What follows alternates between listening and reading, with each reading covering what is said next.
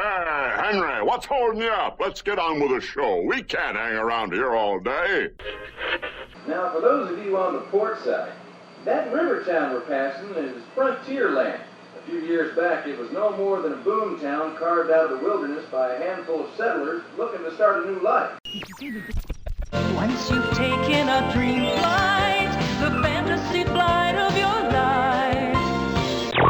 It's a world of laughter, a world of tears. It's a world of hopes and a world of fears.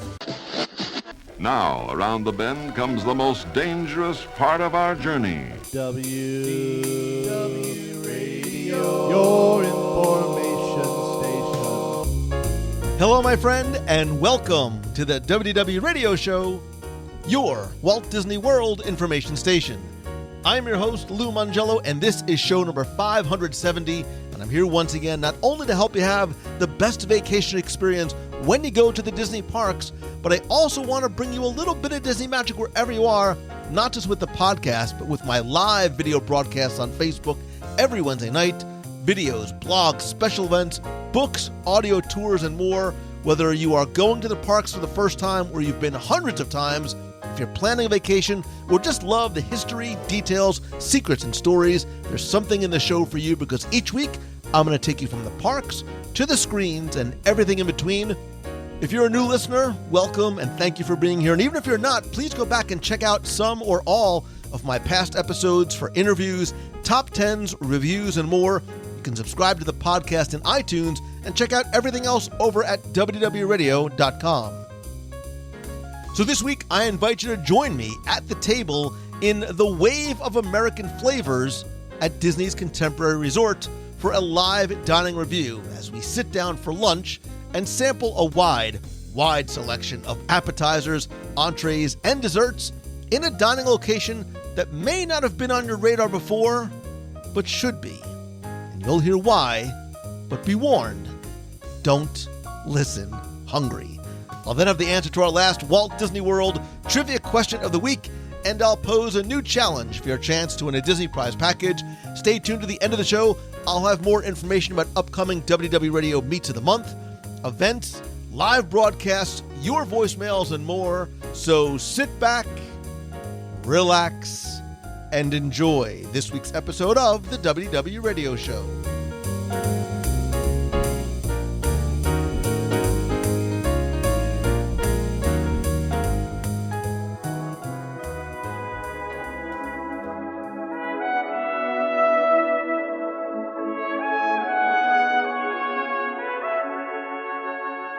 I believe that some of Walt Disney World's greatest hidden treasures are some of those that are hiding in plain sight. And often when I talk of hidden treasures, I'm usually talking about something that is food related, and today's live dining review is exactly one of those places because I think unless you're actually staying or visiting or passing through the Contemporary, the Wave might not be something that's on your radar.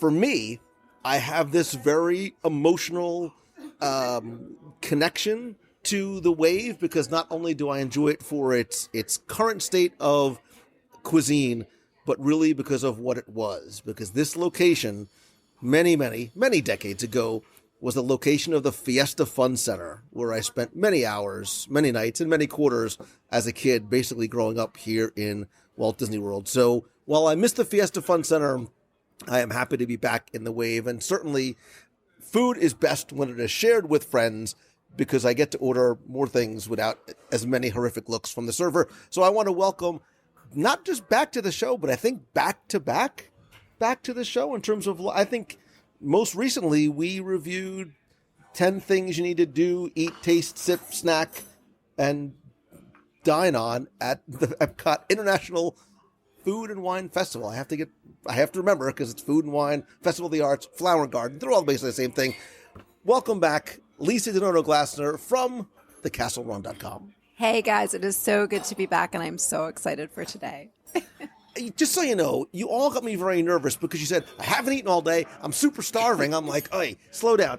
I also want to welcome back Kenneth Johnson. Hey, Lou. I'm really excited too. You don't know this, but the reason I fell in love with your podcast was one day you were talking about the Fiesta Fun Center. And that is what made me know that these are my people. And I wanted to be part of this group. I kind of want to give you a hug right now. Because, so you guys might not, so let's just quickly introduce Jason Knapp, most recently from herewiththemagic.com. Well, hello. I'm very hungry, and I'm very looking forward to this. And we have one of the best cast members working with us today. This is great. Yes. Yeah, we've already sort of made friends with our server and gotten his whole backstory. He used to know me before I started going to another burger place. I used to come in here 2 or 3 times a week for a burger, and he would have it already done for me, but I don't think he's recognized me yet today, so... He will after this meal. I won't tell him. Or maybe he's just bitter and he's just trying to get over his emotional loss. Maybe, yeah. But actually, the two of you, when we were talking about a place to go next, both you and Jason were sort of very high on suggesting the Wave. And I can't believe that in all the times I've been here, I look back and I never actually reviewed it before. And each of you had your different reasons for wanting to come in. And we're obviously here for lunch today. It's open for breakfast, lunch, and dinner. But we were saying before we started recording that this might be sort of the sweet spot in terms of what's on the menu. Yeah, I look at the Wave as my favorite go-to. Now, I'll qualify it. It's not my absolute favorite restaurant on property, period. But it is a place where you can consistently get fantastic food, all 3 meals. At breakfast, they have the best buffet on property, in my opinion. They have a dinner menu that is fantastic. There's a couple of dishes we'll probably mention today that we can't get at lunch. But the pork belly and poached egg thing they do at dinner is just outrageously good. If we stay here long enough, we could actually like double dip meals and go right into the dinner menu. And I think you don't think of it because it sort of feels like you're in a dark corner of the contemporary and it's just sort of out of the way, like you said, it's hidden in plain sight. But you never have a bad experience here. I love it here. This is my most frequented restaurant on Disney property. Wow. Because it is convenient. It is. You can always get a table. And it's consistently good. The service is good. Service is, I actually, a couple of meals here, I've had the best service I've ever had on Disney property here, and that speaks volume. I mean, that's high praise. It really is a little secret gem here, and it's and the bar. The bar is a great place to hang out. The bar, we allowed to talk about. I was going to get to that. Yeah, the bar is great. I actually, in my much younger days, used to frequent the lounge here because it was one of those places that, unless there was a convention in town, was never crowded. Yeah. I totally dig the WDW Radio blue circular seating areas with the awesome acoustics. They have a great bar menu, which I haven't tasted in a while. You guys were talking about it beforehand. And the fact that it's very close to home doesn't hurt either. Yeah, I think hidden in plain sight is the perfect way to describe this place. I mean, as many times as we've been here, it speaks volumes that, you've never reviewed it before because it just feels like it's not, over the top Disney theming. It's definitely sort of hidden away, downstairs at the Contemporary. It's just a really great restaurant with really solid food. It feels super chill here. You're never, to say the least, you're never fighting for a reservation. As a local, we all live very, very close to the Contemporary, so it's very close by, and it's a place that's easy to come to without fighting for a reservation. All really great reasons to come here often, but I think also really great reasons why you might take for granted being here sometimes and not think like, oh my God, I need to do this detailed review of this place.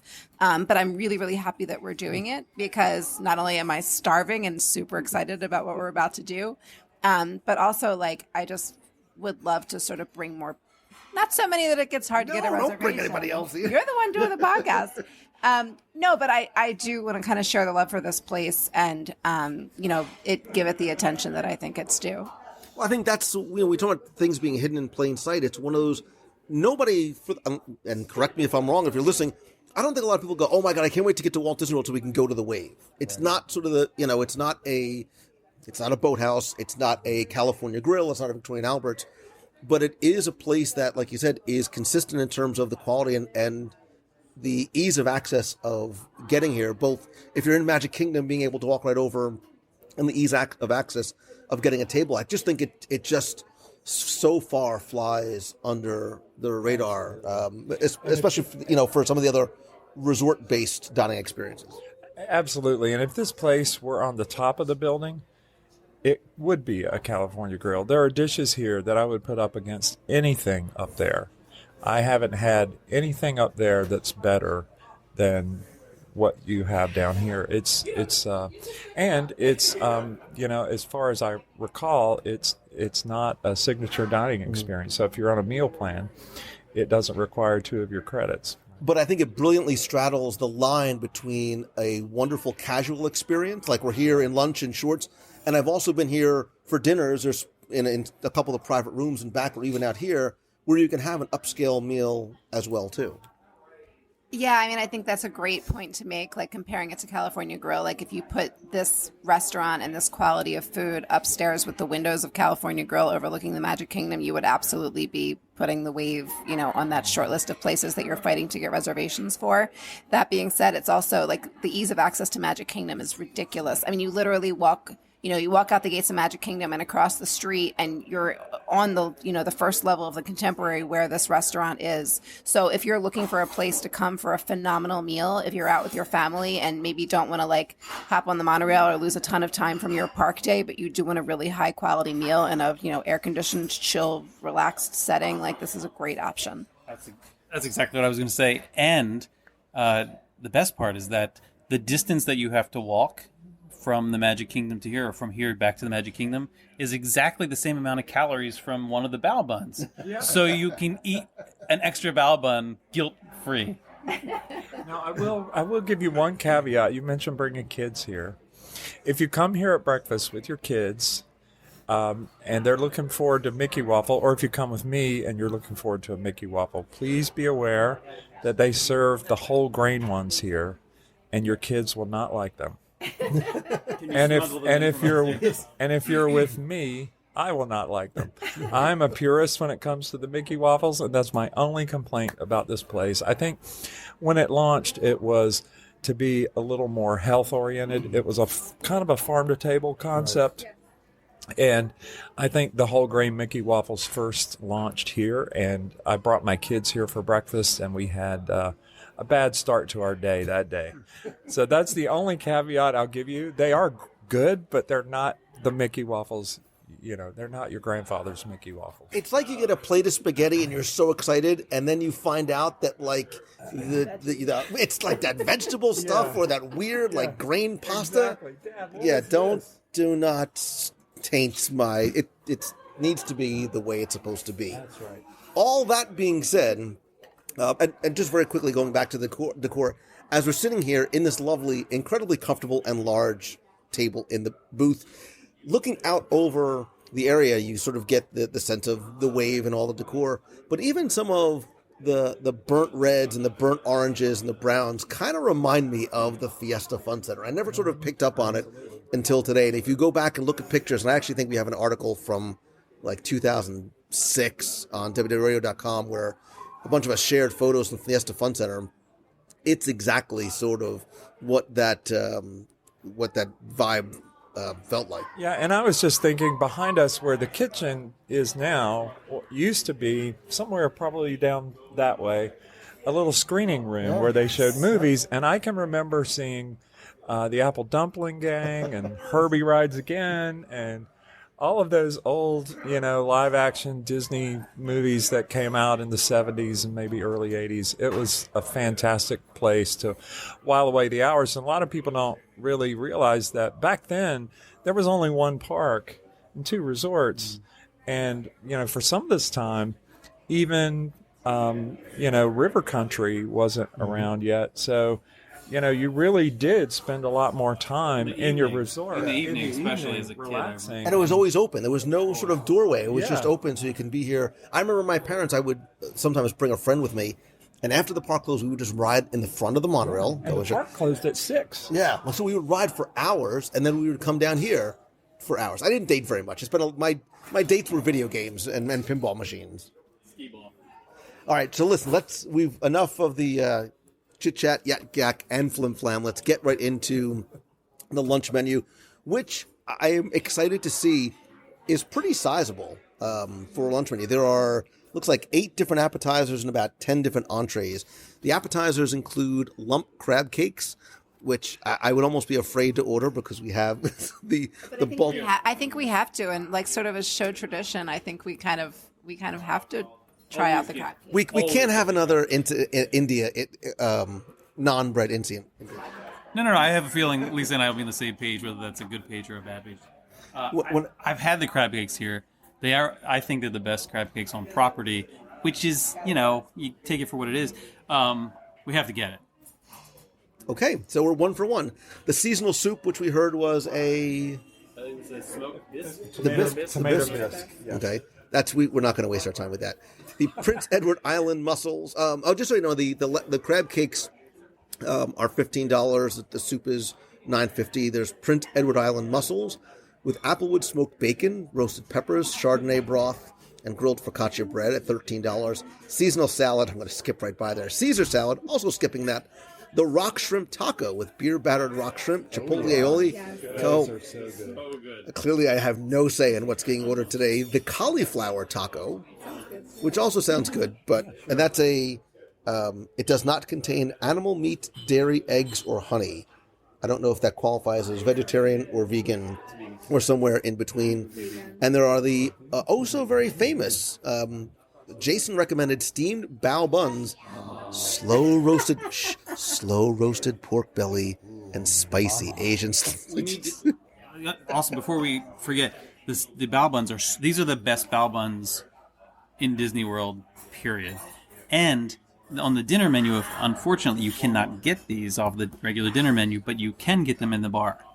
Yeah. So, which is why we're here for lunch. All right, and listen, I have just recently returned from my tour of Japan, so I'm down with a whole bunch of bao buns. Are they shareable, or do we need to get two to a dish? Oh, okay. So we'll get 4 orders. And those come in at $11. The signature burger, which our server seemed very, very high on, was a blend of beef, applewood smoked bacon, cheddar, red onion, house-made pickles, lettuce, tomato, all on a brioche bun at $19. And I think that this is the best burger on property. Stop it. Better than Geyser Point? Yes. Whoa. Yes, Really? yes. So far we've made 2 big claims about this place. The best crab cakes on property and the best burger on property. And the best bao. That's 3 claims. So, you're setting expectations incredibly high. I just had a burger. I just had the bison burger at Geyser Point, which I thought was amazing. So we'll have to try. Yeah, we'll have to. I actually have, and I've really been researching for the past 16 years top 10 burgers on property. So this technically counts as research for that as well. Notice, by the way, that other than the silly salads, we've basically said we're ordering everything. Yeah. And the other thing I'll point out, I think we can go ahead and make a claim that this is the best tikka masala on property because the only other ones were the India booth. Is there a tikka? There's not a tikka. So there's a curry at Rose and Crown, but there's not a tikka masala. I love. Is there? Wait, is there? It's Sanaa. At Sanaa, I was gonna say, is there? Oh no, I don't. I don't. We have to find. We might have to go to. Dinner's just a few hours away. So. We've only done Sanaa late night. We have not done Sanaa, and we didn't do a show. Well, you did that. You did it.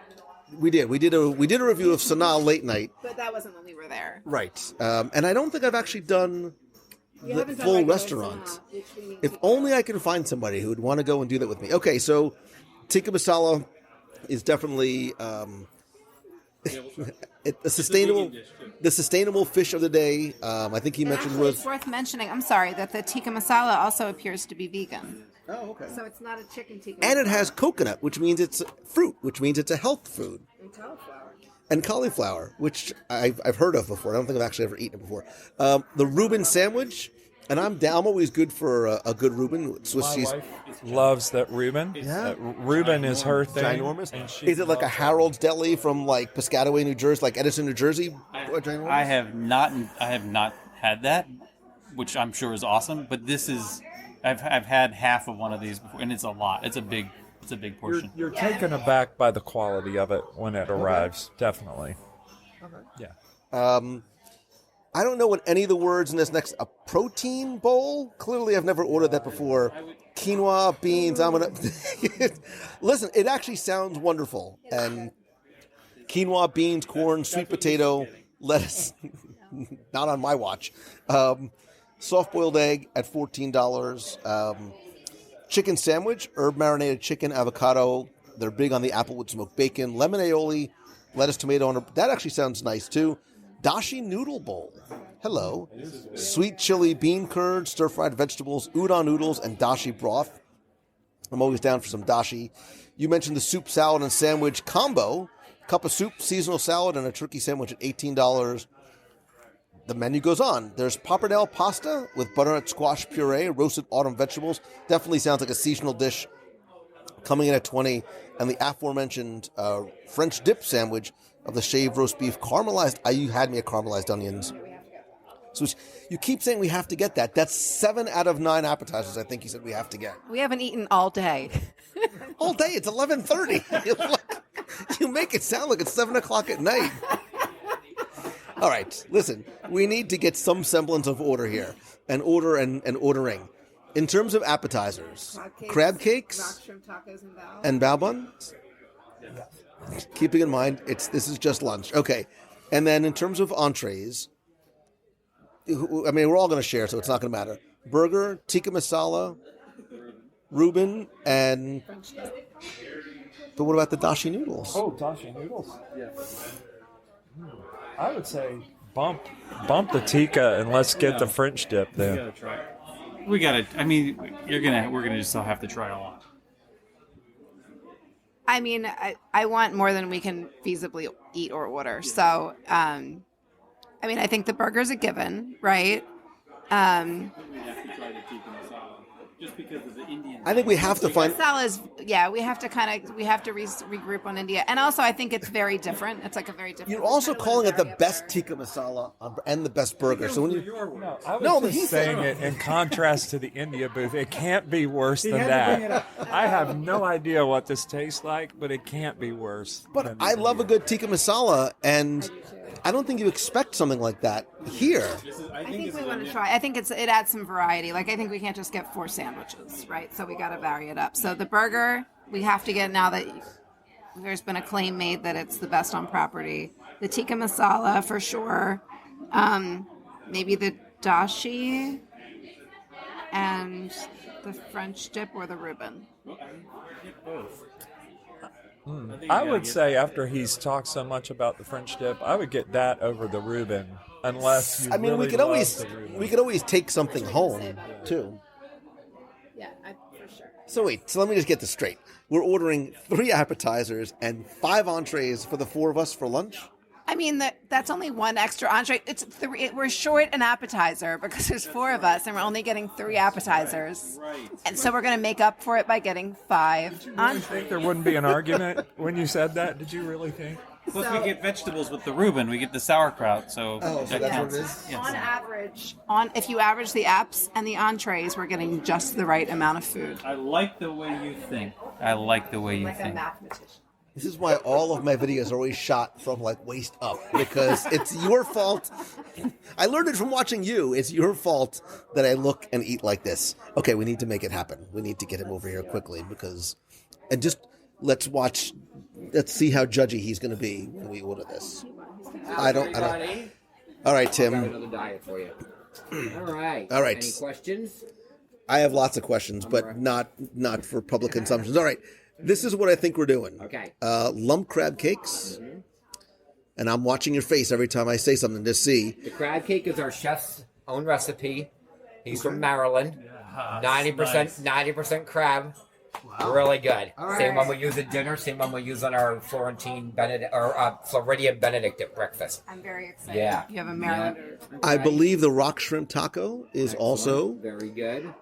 Bao buns. Mm-hmm. Shrimp are beer battered in Yingling beer. Okay.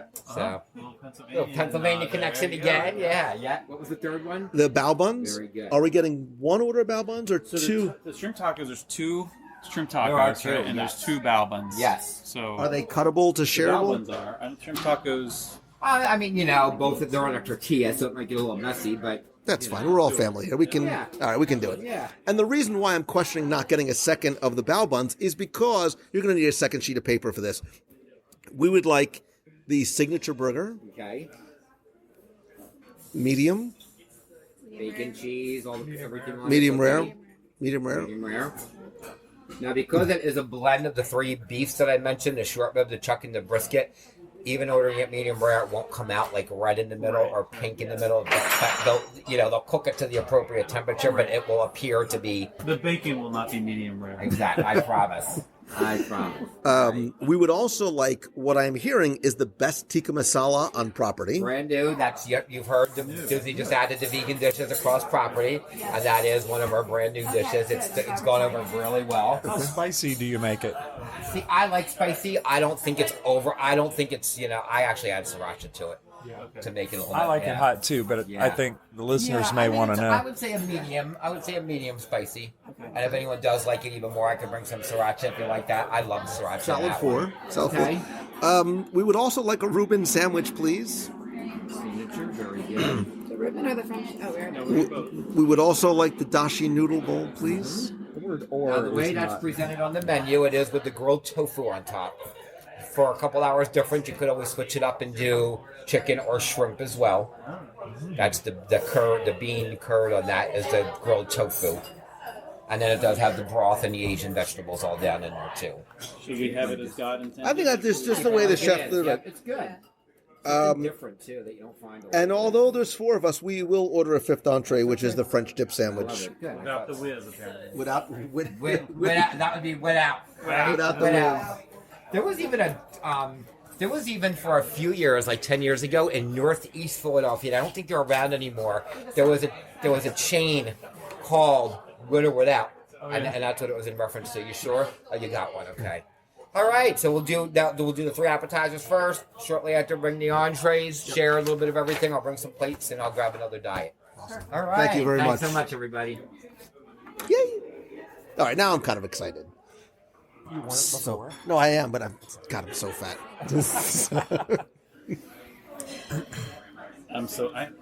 I don't know whether I'm more excited to just eat the food or just see your reaction to some of the food. I mean, you and I have dined here a couple of times together. But it's so good.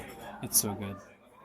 And again, we're here on a Wednesday afternoon. It's 12 o'clock, and there is ample seating here. I mean, not a problem. So like you were saying before, even if you're in Magic Kingdom and want to escape the heat for a little while and maybe want to have a nice sit-down restaurant, which Magic Kingdom does not have a ton of, this is a very easy walk over, or even monorail ride over.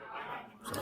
Yeah, I think during the day, this is a great, quiet place to come. And if your kids are sensitive to overstimulation, coming in here to relax, it's a good place to come.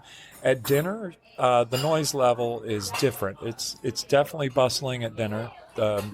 You have a nice crowd in here, lots of people making lots of sound. But during the day, especially breakfast and lunch hours, you can always just walk in and it's very quiet. I'm excited and I'm hungry. All right.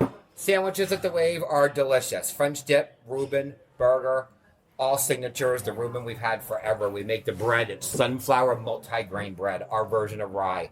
Definitely a favorite. French dip is the newest one on the menu, which to me is just like a Philly cheesesteak with the onions and cheese. It's excellent. And the beef for our burger is a combination of chuck, short rib, and brisket. So it's a really good quality burger. All three of those sandwiches come with our waffle fries that are seasoned, and those are always come out nice and crispy, delicious. A little bit lighter, some of our seafood choices. We're doing grilled salmon for fish of the day. Also, up in the appetizers, you'll notice we have the crab cake and the shrimp tacos. Incredible. There's 2 crab cakes, 2 shrimp tacos. You can make a light meal out of some of those as well. We're doing our smoked tomato bisque for soup of the day. It's excellent. And then, as I mentioned, this grilled salmon for fish of the day is $26, and that comes served over a bed of quinoa, tabbouleh, and Marcona almonds. So really nice, healthy dish, but delicious.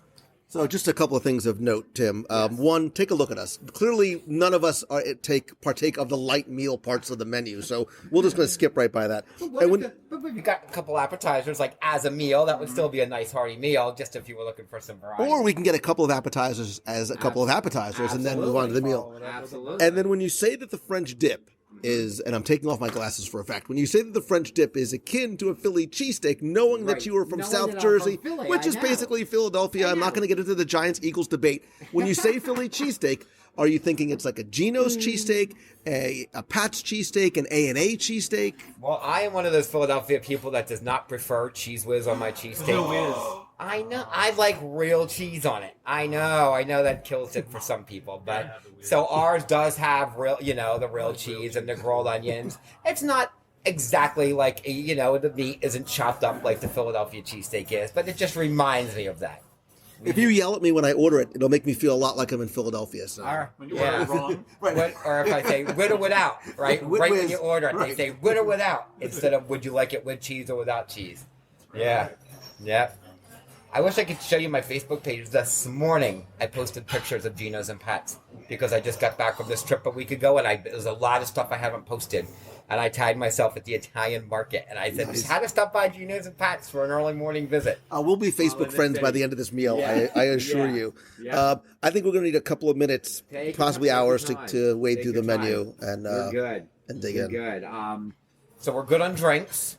Does anybody have any? If you have questions about any of the meal periods, breakfast or dinner, just let me know. You still do the soup sandwich thing? Yes, that's a trio on the menu. It's almost like a bento box. Yeah. It's a turkey club for the sandwich. However, it's a slider. We do it on a little baked bun that we make. But Disney portions, even though it's a slider, it's still a nice size. That's a turkey club with bacon and cheese and lettuce and tomato and mayonnaise. And then it comes with a small portion of the smoked tomato bisque soup and a smaller version of our house salad, which is always a seasonal salad. For fall, it is a mixed greens with white balsamic vinaigrette, croutons, pears, and a little bit of goat cheese. That's not on the menu, right? That's actually called the seasonal salad right up at the top. And that's But the whole package is not on the menu. Oh, actually, it is right down here. Soup salad there sandwich. it is. Yep. So that's 18. Okay. So Yeah. It's a good deal. It is. I'll probably not get that today, but Yeah. it's a good The deal. pears are You order a salad, I'll cut you. I know Pears better. are like sweet, and they almost look like grapes. The pears, yep, really good. And when you had a tortilla soup, sometimes you had that tortilla soup. Chicken tortilla, it's good. The past couple, so all good. of our soups are good though. We've had chicken corn chowder the past couple days. We had the chicken tortilla a couple days. Right now it's the tomato bisque, but that's excellent as well. We do great soups. Awesome. Yeah. There's a lot to go through. We'll need a couple minutes, please. Now, are you all local now? Are you Orlando Yes. or? We all made the move Nice. from That's various great. places. Yeah, well, it's good to have you with us. If you do have questions about today, plans, the hotel, anything at all, let me know. Or the wave, too, for that matter, okay? All right, I'll get Thank these out you. of the way, and I'll be back to check on y'all. Thanks so much. Cheese is here, and that's a cheese card to go along with that. And then this is cauliflower taco. We just added it to our menu to go along with the plant-based initiative at Disney. Oh, so Excellent. excited. So you ordered most of the apps, or you wanted to fill in the rest of it? That was kind of the idea. So. Now you can try That's everything. awesome. All right. That looks gorgeous. Oh, my God. Yeah, it looks beautiful. So how do you prepare that cauliflower? So the cauliflower is roasted. We add a spice mix to that as well. And the secret to the cauliflower taco is hazelnut pepper spread. It adds a ton of flavor to it. You don't need any meat. It's super delicious. And these are not shareable, right? I'm just supposed to eat these by myself? Correct. So I brought this here for you, and Thank then you the very cheese much. board is obviously for everybody else. Nothing wrong with that. That's beautiful. Wow, thank you so much. I really appreciate it. Thank you. So we're going to start off with the cauliflower tacos, which are in a soft taco shell, and they're substantive. Like this is a big taco. Even half of it is as much as you can hold in your hand. Yeah. Yeah. Like we're almost a little concerned, like we have more to eat. And we're like, Really nice chipotle. Yeah. Oh. That's what I got on my hand when I was. Oh, that's good. Yeah, it's. I haven't taken a bite yet, but just the sauce getting on my hand from tearing it in half. you can see a lot of like fresh avocado Yeah, inside. there's a lot of big chunks of avocado and roasted cauliflower and a nice slaw. I kind of hate myself for liking this. Yeah, I have to admit it's delicious. It's delicious. Oh my god! And the You're rolling your texture, eyes off in the back of your head. This avocado is huge chunks of avocado. fantastic. The texture of the tortilla that it's in kind of makes it. Oh, this is really good. You know what would be awesome? If Kenneth held the microphone so I could take a bite. Yeah, Thank you. so the only thing I would say that would make this better is a big chunk of pork belly. But it is really good. Wow. Isn't it good? That's phenomenal. Holy smoke. It is Right? good. So if, Yeah, I mean, the whole- I would say if you are a vegan, this is worth a trip to Disney World to try this taco. Wow. It's good. You know what? I don't even miss the meat. Like, it's that good. The cauliflower has such an amazing texture to it, and there's a little zippiness from that. Lemon. The lemon it pops. Like, oh, this is fantastic. That's really nice. Wow. Right? It's the chipotle flavor is really well done too. It's not too intense. It's got a nice smokiness to it. And the cauliflower, I was surprised. It gives it a substantive mouth feel to it. It's really you don't just feel like you're eating an empty taco. I see why they brought it out. Yeah. That's like I would come here specifically to order that.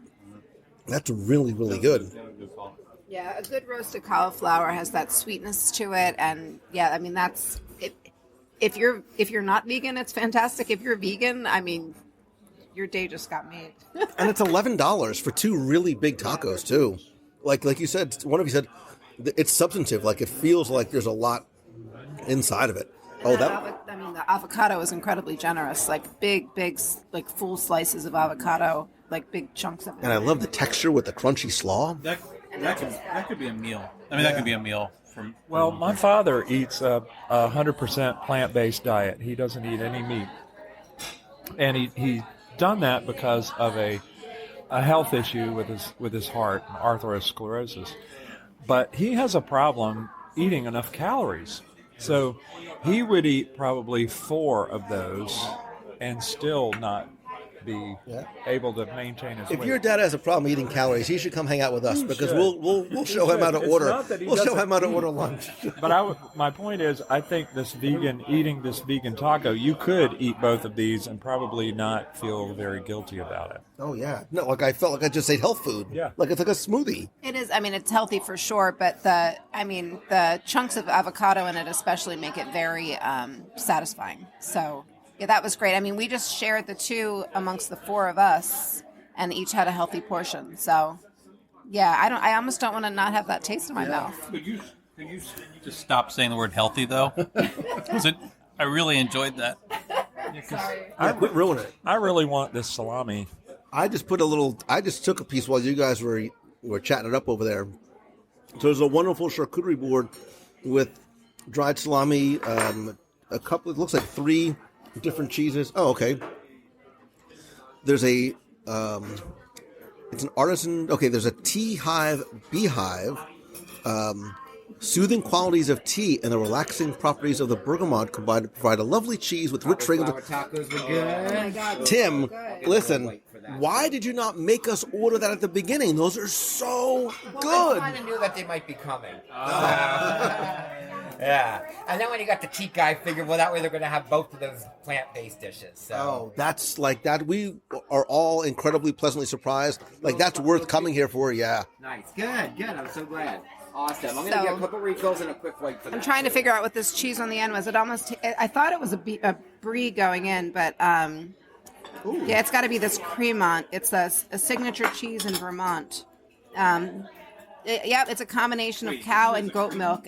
It's a combination of cow, goat milk, and creme fraiche, and that's exactly what it tastes like. This is fantastic. I thought it was a brie, but it's wonderful.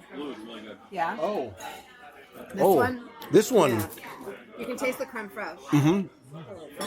Oh. Steamed cow buns. Oh, look at that. There we go. Then I have a shrimp taco. Oh, yeah. There we go. Wow.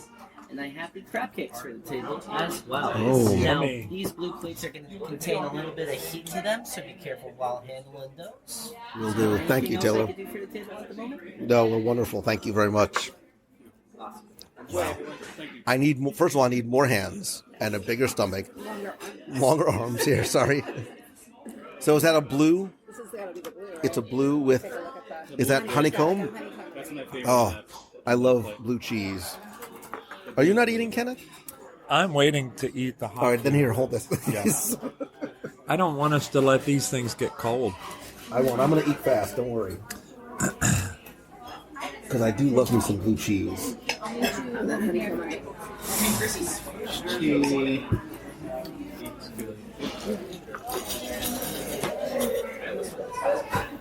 The honeycomb is really nice. Yeah. Yeah, that's a The great hair one. is really good. On that. Yeah. The photos I'm taking may not be the best because I'm going for speed and instead of composition. Well, if you need my help with anything, let me know. Thank you. Well, if you'd like to sit down, we have a lot of food. Oh, I just might. Yeah, that sounds good. So we just got the second course of our first course of appetizers, the crab cakes, the shrimp tacos, and the bao buns. Presentation is beautiful. The crab cakes, sort of, in terms of size, they look like they come in like double golf ball size. There's two of them, and what is that in the middle? I don't know yet. That's like a corn. Corn slaw. Okay. I would. I mean, right. It doesn't belong in a plate with crab cakes, but it's pretty. All right. Why don't we cut those in fours and dig right in? And then what are the two sort of dips on the side? It looks like, is it like a remoulade and... It's that. Well, it says salsa verde, which is the same thing actually that was on, at least from the description, that was on the cauliflower tacos. And then it looks like, yeah, we're seeing it again. So it's the salsa verde is with the crab cakes. It's also in these rock shrimp tacos, and it also was on the cauliflower tacos. Which, from tasting the cauliflower tacos, I don't mind the repetition. All right. So first bites. Well, let's go with a non-Marylander first. Yeah, I was just saying, I know that I'm not the most competent judge at the table for crab cakes, but I think this is delicious. The server said it was 90% crab, and you certainly can tell there's very little breading. The ratio of crab meat here is very high, and it's just deliciously flavored. I'm aghast at what Lou is doing right now. He's covering. He's like just. I didn't cover. I wanted saucing up the crab cake. I wanted to taste what the sauce tastes like. Don't judge me. I think these are the best. I still think these are the best crab cakes on property, and they're good. I think they would stand on their own off Disney property as well. I gotta say, like I think the sauces overpower the flavor of the crab. Crab has a kind of delicate flavor to it, and I don't think it's necessary. It plates well. It's pretty. It has a nice flavor on its own, but I don't think it's needed for the crab. The crab can stand on its own. It's well done. Yeah. This is delicious. So the sauce is sort of dolloped on the side. You can kind of just take a little bit. It's not like it's slathered on top of the crab cake like it is, for example, at Food and Wine Festival, which we kind of scraped away. So the sauces are good, and you certainly don't need a lot of them. This is really, really lovely. So he said 90% crab. So for me, the question is, what is the other 10%? Because if you throw in 10% of breading with a crab cake, it's going to ruin it. And I don't really taste much breading at all. So it's very creamy. It's not like, big chunks of crab like you might get in Maryland. It's a finer crab cake, but it really is delicious, and it's really creamy. This is really, really good. Yeah, it's not firm. It doesn't hold together like that. But it's got the right flavoring. It has the right spices. It probably has a little bit of breading in, like it's a minimal amount with egg. There's probably an egg. There's probably egg in it as well, which was traditional. It's good. It's good. I've ordered it multiple times. Okay. So. Yeah, it's delicious. It melts in your mouth. Melts in your mouth. You're going back to the charcuterie board. Yeah, I thought I'd have some salami as a palate cleanser. I just had this other cheese with the berries, which was delicious. Don't let them take the blue cheese because that's really, really good. All that being said, I think we need to go, from taco to taco. These are the rock shrimp tacos, I believe. Beer batter. Yingling beer batter. Yingling beer batter, rock with again the chipotle aioli, salsa verde, and the cabbage slaw. Let's break them and take them. You guys are the good breakers. All right, we're doing rock shrimp tacos next. All right.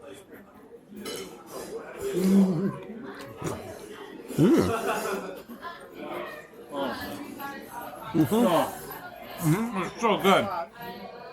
You can actually taste the yingling a little bit too, on the front of that. Oh, nice big juicy shrimp in there. I love that chipotle aioli too. Yeah, I think the aioli kind of cuts which is ridiculous because it's rich in itself, but it cuts the richness of the beer battered shrimp, and it's that same like nice crisp tortilla. Not crisp, but like the texture of the tortilla is awesome. It's the same as it was with the cauliflower. What were you going to say, Jason? You get this like tingly heat on the finish. That's really nice, like a little throat. Oh, it's so good. All right, I want to have everything here I need for when the food comes. So fresh silverware, When the food fresh comes. plates. So that way I can just clear everything else. Thank you. Wow, that's really good. The shrimp are cooked perfectly. Like, And the cabbage slaw just adds the crispness, and it cuts the richness. Oh, that's killer. It's really good. And you get. It's not like scary heat by any stretch, but it's like this slow heat in the back of your mouth. but it sits in your mouth. Like, you don't want to eat anything after that because you like the flavor. So do you do rock shrimp tacos or do you do cauliflower tacos? I was just about to compare the two. I think the big difference between this and the cauliflower tacos is this is much more heavy and satisfying, whereas the the cauliflower tacos had an incredible flavor profile, but compared to this, you're not going to. If you're hungry, this is what you want. If you're interested in a light meal or trying to maintain, a healthy, calorie count, the flavors with the cauliflower are good enough that you'd be happy. But this is really rich, creamy. The shrimp are fried. It's a heavy, more heavy. Don't be fooled by shrimp taco. It sounds light. It's not. Yes. Oh, yeah. I mean, don't get me wrong. They're both phenomenal. But I think on my preference, I might go the other way, particularly if you are actually eating it as an appetizer, because it doesn't feel like it's a protein that's battling with what's coming next. So they're both fantastic. But for me, I almost like the cauliflower a hair more as an appetizer, just because it's interesting but didn't feel heavy at all. And that avocado that was in with the cauliflower was such a good addition. Break the tie. Well, I don't think I think they're very different tacos. They don't seem like it's not like the cauliflower taco is a different version of the rock shrimp taco. It has a very different flavor. It's a very different feel. I do think that the cauliflower it feels lighter, but I think you could order both if you have a couple people. Sure, I agree. I'm saying they're both great, but one is light and one isn't. Do you realize we have bao buns that are... Oh my gosh, I almost forgot about the bao buns because Lisa was hovering over them. She's keeping them warm. She's snuggling with them. Stop snuggling our bao buns. All right, so we've got two gorgeous bao here. And bao bun, by the way, is bun. So Yeah, So here, I'm going to take one to break in half and send the other one to the other side of the table. And when you break that in half, remember, you break, I choose. That's the way the rule is. I've been giving you the bigger half. You don't get to break and choose. That's what my dad taught me. Like peeling and cutting the cards. Exactly. All I know is Jason has done it already, and you're still sitting there. Not to Oh, look at that meat. Oh. mesh the flavors. Whose idea was it to just get one of these? Don't worry about meshing the flavors. Just do what you got to do. They're making yummy faces already, and I still don't have this in my mouth. Oh, it's Chrissy. This is like the best day ever. Good. We'll enjoy. Have an excellent lunch with us. Thank you. My pleasure. Here, you guys. I haven't even tasted this yet. Here, take that. You've just got to get that in your mouth. Isn't that outrageous? Okay, now, you just came from Japan, so let me interview you. Wait a minute. You know, when you said it's the best bao bun, this is all right. He's exaggerating. He was hungry. She's embarrassed. having a moment. She's like embarrassed. She's just hiding. She's covering her face. It's so good. That whole thing? Are you eating the whole thing already?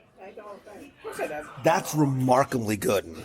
The bun it's that perfect consistency of just a little bit doughy. Oh, yeah. But the flavor of that meat, which is so soft, it's so moist. There's something to it that I can't identify. It's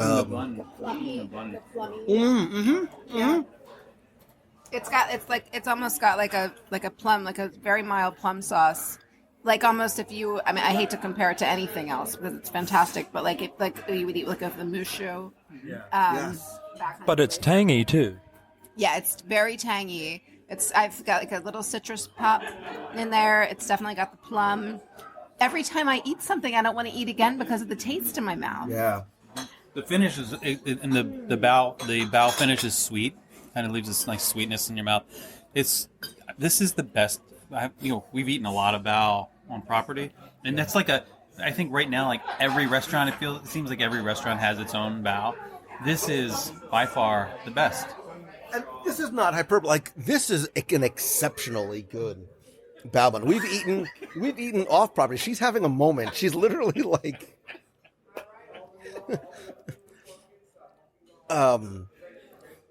it's not just a good Disney. Let's be clear. It's not a good Disney bao bun. It's an exceptionally good bao bun, period. And like you said, having just come from Japan and China last year, I ate lots of buns. Like, that's delicious. I want to look at this again. Wait a minute. Whose idea was it to just get one of these? We also have 5 entrees coming. We had one, two, you know, three. I'm just going to tell you that as good as the food we've got coming is, I think it's downhill from here. This is really great. It's hard to... There's no way. No way. But, okay, let's just stop this. Let's take a pause. You can clearly come here and just get a bunch of appetizers and be done with it. Like, never even make it over to the menu. I feel like our lovely waiter, Tim, may have mentioned that to us, and we kind of laughed it off, but Tim is right. Tim is right. Come here and get, like, a bunch of... I mean, I'm sure... Every time I put something in my mouth, I've been afraid to eat again because of the taste that is in my mouth, and I don't want to ruin it. So that could continue through the meal. So I wonder, and maybe you can tell me, how much of this appetizer menu is available in the Wave Lounge at the bar and in the blue circular? My experience is everything is, and some. So wait a minute. Is the Wave Lounge the new Sanaa late night? And it's so much closer. Yes. Yes. Yes, yes, yes. It is 6 minutes from the house. The dog is watching my kids, and I'm going to come over here. I would much rather have what we've just eaten than bread service. I mean, I love those sauces, but... Hello, princess. Oh, my God. Oh, and my French dip with this sauce that is amazing. Wait till you taste that au jus. You're going to love it. Yeah? It's my favorite thing. All right. Oh, my We God. Look at also that. have the tiki masala for you as well. What's your favorite? So the French dips au jus is amazing. You can almost drink it. And the tiki masala, that sauce is great. But I like to add the chicken to that and to the dashi bowl. Okay. It's like an herb marinated chicken. It is amazing goodness. So the tikka masala is one of the vegan dishes on the menu, but you can add chicken. or shrimp to Okay. it, and it's So amazing we're having it as is for good reason, but that's good to know because a lot of people are used to chicken tikka masala. Yes, So you can and get that it if you doesn't want. hurt to add it on there and make it just premium. And I see you had my cheese board. Did you love the cheddar with that? We did. That's why it's sitting right in front of me, because I'm not letting it go anywhere. It is. It's amazing. That citrus that comes across with that cheddar. Ooh, it makes you happy. And what part of Brooklyn you're from? Flatbush originally. Nice. My parents were from Ocean Parkway and Avenue X. I was on Ocean Avenue, New York. I went to Olivia Refuge on Ocean Avenue for church. Yeah. Nice. You got all the Thank connections you. with us, right? I can't believe you people ordered so much food. I do notice a spoon. We didn't bring the spoons for that. We got a couple spoons, a nice soup spoon, so you can get some of the gravy out. But what about for sharing? Do you need some larger plates? Maybe you think? Yes, that would be great. I Thank just you. Thought that. I thought those would do, but so I'll grab a couple spoons and a little bit larger plates and one more diet as well. Awesome. Thank All you. right, right back. Let me grab that real quick. Holy smokes. Wait, don't. Wait, we got to take pictures first. Tim, I'm just going to say the only problem that I have is that you really undersold just how good the appetizers were. Oh, wow. We have just determined this is going to be like our new sort of late night haunt because they are available in the lounge, correct? 1 o'clock. Yeah. We're the latest place on property to serve food and drinks. Yeah. Now that's truly late night. Or maybe Every not other lounge property, maybe stops not at Disney 10. Springs, but well, you know what I mean, from Magic Kingdom and the resorts here. So hypothetically speaking, if I was to say do a live show from my house one Wednesday night and be done at 9:30, 10 o'clock, it would not be all that out of the just. It would be bad not to do it. I think it would be. Yeah. Absolutely. I think after hours live shows are going to be the new regular thing. Right. From here. I need to do a show at midnight for all of our friends in Japan and Korea and stuff like that too. So. You know what? I think our food's getting cold. Kenneth's just like, shut up, boy, and just eat. All right, so where are we going first? I don't even know. Back in a minute. Thank you. This stuff first. Okay, that's the dashi broth. Your French dip. I don't know the best way to. Now, being the French dip, we even do a caper mayonnaise. Not something I would normally put on a hot sandwich myself, but it works really good on that. You'll love it. Caper mayonnaise? Caper mayonnaise on there and arugula. Yep. All right, I'll come back and check on y'all in a minute. Thank you. Enjoy. Dig in, everybody. So we started off with the dashi noodle bowl with the sweet chili tofu, the stir-fried vegetables, udon noodles, and dashi broth. Again, I've been in a very dashi kind of mood between the cold dashi ramen in Food and Wine Festival and just coming back from Japan. This is really yummy. There's that wonderful, that sort of umami flavor to it. And even though there's no meat, the sweet chili on the tofu gives it a really nice flavor. Yeah, there's plenty of oil in there to make it satisfying, and the tofu is great. I would say anywhere else, this dish would be fantastic. But in this company, it might not be my first choice, but it is delicious. But I think pairing, from a vegan standpoint, pairing the dashi with this taco with the I mean, actually, is this a vegan dish? It's not vegan because it has egg, probably, or it's vegetarian, I believe. It's plant-based. Yeah. I think that it's it feels light, but I think together it would fill you up. See, I think you guys are looking at this all wrong. Probably. Based on where we live, to be able to say, you know what, I'm in the mood for some really good noodles right now. Yeah. Do I need to go to Morimoto? Do I need to go?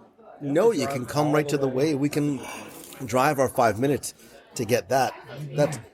I like this. This is really, really good. And it's just something different on the menu. Like there's a lot of, sandwiches and other good stuff. But yeah, no, the tofu is really, really well done. And I think the mushrooms that are in here give it like a heartiness.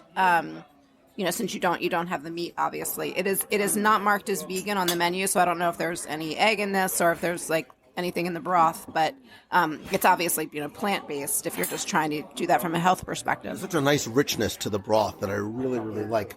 It's substantive. There's a lot of vegetables and stuff in there too. Yeah, it's like I said, there's some snow peas and mushroom and obviously the noodles, and the tofu is really, really nice. Yeah. It's like a fry, like a lightly, hesitate to use the word fry, but you have to lightly fry a tofu to give it some nice texture.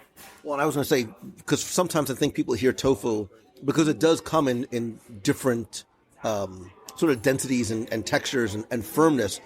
It's firm enough, though, that it needs to be cut almost with a knife. By the way, while we've been talking about the noodles, those two jokers have been eating the tikka masala. I haven't eaten yet. I was just making sure it was safe. You're like two little kids that just got caught opening up Christmas presents. Like in the words of John Paul Jones, I've not yet begun to eat. Did he really say that? He said, I've not yet begun to fight. Same thing. As the ship was sinking, right? I don't know. So some tasting notes. I would recommend you try it both with and without the cauliflower because it's a very different flavor. And I'm so interested to hear what they say. I think it could use a little more sauce. A lot more sauce. But let's see. Okay, put it in his mouth. The jasmine rice is delicious. It's really flavorful on its own. It stands on its own. It's really light. Almost has a rice pudding flavor to it. And the curry's not strong at all. I don't. Yeah, it's not strong enough. There's not much heat in this dish at all. The cauliflower, I actually don't think it's necessary. Okay, my opinion of this dish is it's very good, but it is not tikka masala at all in any sense of the word. There are some hints of tikka masala in there. There's some very light curry, and the jasmine rice, like you say, is very good. But the whole thing, especially with the cauliflower, like you're saying, it's a completely different flavor profile, completely different I would call dish. it something else. I need to rename it because it's delicious. Yeah, it is delicious. But the tofu is very good too. I think you can easily add the chicken to it, and I think you're right. I'd ask them to put some additional sauce on the side. Yeah. This way you can sauce it to taste. Some people might not like it, but I was going to say I really like the taste of the jasmine rice that I wouldn't want to cover in a blanket of sauce. Yeah, I mean it's lighter than a tikka masala, and also I'm getting a good punch of the coconut in there, which obviously you wouldn't be getting in a tikka masala. So it's certainly not what I would think of as a tikka masala, which I love. It's one of my favorite things. But yeah, it's very tasty. The jasmine rice is really light, and if you want something sort of lighter and airier as a meal, and is this vegan? This is vegan, right? Mm-hmm. Yes, yeah. So this is one of the vegan dishes. So obviously, if you're working on that kind of a restriction, this is a great option. Yeah, I think that's probably its drawback, really. The fact that it needs to be vegan means they can't use ghee. So there's no clarified butter here and very, very little sauce. And so if you order this expecting a tikka masala, those of you who don't know, I used to live in London. That's where you can get the best Indian food anywhere. It's delicious. And everybody's got their corner little curry shop. And I love tikka masala just floating in ghee and that sauce. And I eat a little bit of rice on the side. This is not that. So I think there's great flavor here. I think it's especially for somebody who might not have had tikka masala before, it's an easy baby step into sort of, like you said, that flavor profile of what it is without it being overpowering. I think I would have more sauce, and I would have chicken with it too. I like the purple cauliflower too. I do like the flavor of it, and I like the texture of it too. We're making our way through, quickly but surely. Yeah. We're making our way through. Favorite so far? Yeah, great. We haven't even really tried. I know. No, we haven't burger. So I think we're all good on drinks and everything. We're great. Thank you, Tim. Appreciate it. All right. So what's next? So we're down. We're on the sandwich portion of to the meats and the sandwiches. Let's go burger. I think we should go burger first. And I'm sure there will be some debate about my claim that this is the best burger on property. But I will make a little caveat right from the beginning that this burger has been sitting here, despite my protest, this burger has been sitting here for over 12 minutes. So not that Kenneth is counting. He has a stopwatch literally around his neck. Doesn't agree with me that this is the best burger has to come back and order it and eat it immediately. And I think he said it has a couple of different meat. What Yes, it's a mixed. I forget I know one thing that's in here is brisket. He mentioned there were three. It doesn't say on the menu. Blend of beef. He did say brisket and bacon. Oh, that's all again on there. Yeah. So, and also he said that because of that, somehow they have to overcook it a little bit. Well, he said it wouldn't be red in this center. And this is definitely not medium rare the way we ordered it. Medium. Yeah.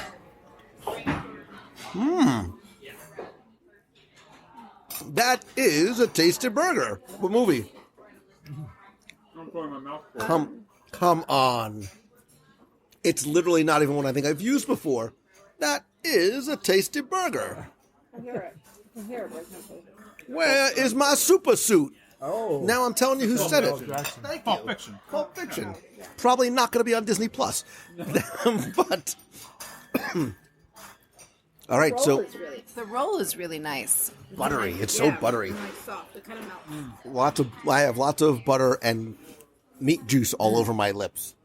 This is very good. Yeah. No, I wish I had the Geyser Point bison burger sitting right here too. Just go back and forth. Whereas the tikka masala was not tikka masala. This is sort of the platonic ideal of a hamburger. This is The form of a burger. yes, this is what every hamburger aspires to be. Right, so it's sort of the on paper perfect burger. This is what. Ooh, that's not The sweet, there's the a pickles. sweet aftertaste to I it. just had the pickle. The pickles. Yeah. Oh yeah, I haven't had that. The pickle. Yeah, it's the form of the burger. It's exactly what it is. So other than the fact that there's the applewood smoked bacon on here, this is a very straightforward, perfect burger. And not that the bacon makes it not perfect. It's just, it's a straight burger. Like, like Grand Floridian Cafe has like the lobster thermidor burger. There's a lot of like sort of spins on burgers that are really good on property, but this is just a good burger. This is straight up burger. I just hit the buttery spot in the roll. It's so good. Yes. Oh, that's really good. Yeah. It's almost like in like New England when you get your hot dogs on the toasted roll. It's like that on it's like, it's not a piece of bread that's toasted, but it's that kind of like buttery, toasted, melt in your mouth with a burger. Yeah, like they grill it just like on the pan, like just for a minute. So, I think if you say, you know what, I'm really in the mood for a burger. This is where I don't know that it would make the very best burger on property. So I think there's a challenge to be had in terms of maybe we need to sort of tour around and review many burgers. That's what I like about it.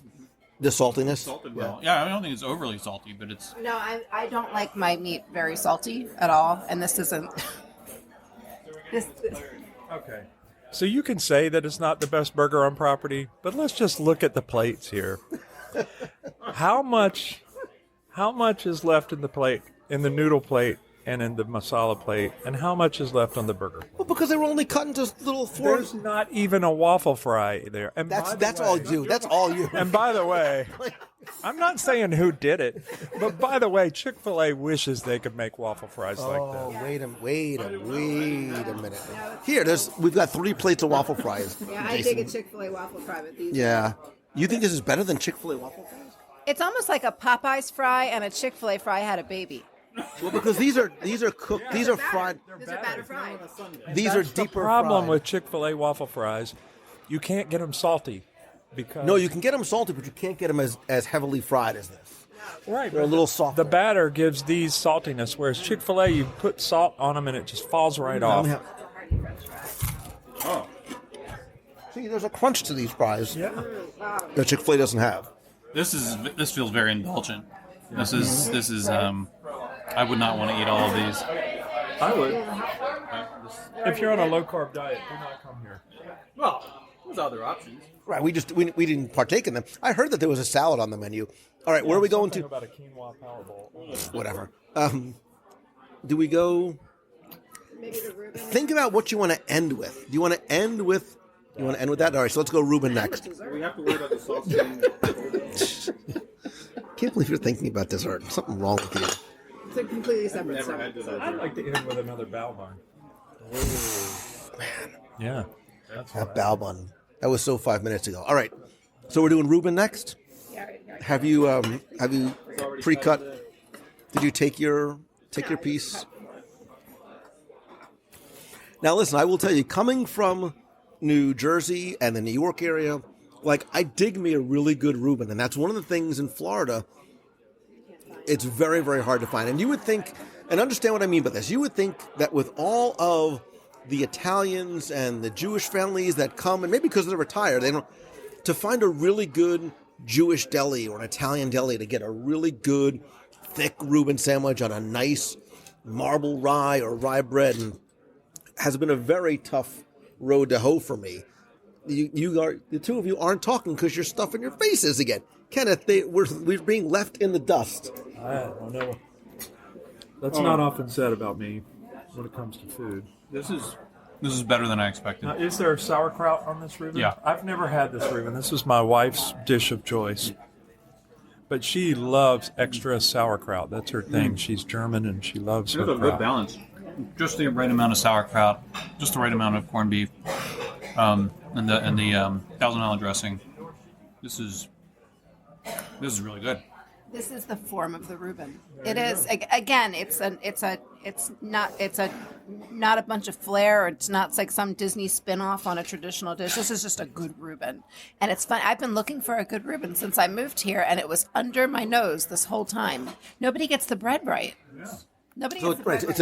It's a thicker cut toasted rye. Buttered. Yeah, it's a toast. It's a thicker cut, really, really hearty toasted buttered rye. But it's not so thick and so toasted that sometimes it hits the roof of your mouth and It's not doughy and bready in your mouth. The Swiss cheese is subtle, but it adds a nice tanginess to it. And by the way, you guys are leaving out one of the most important parts of a Reuben, the pickle. The pickle here is delicious as well. Is it a nice vinegary? It's a dill. So I remember stupid things we remember. Look, food and I think our olfactory and our tastes are the ones most closely associated with memories.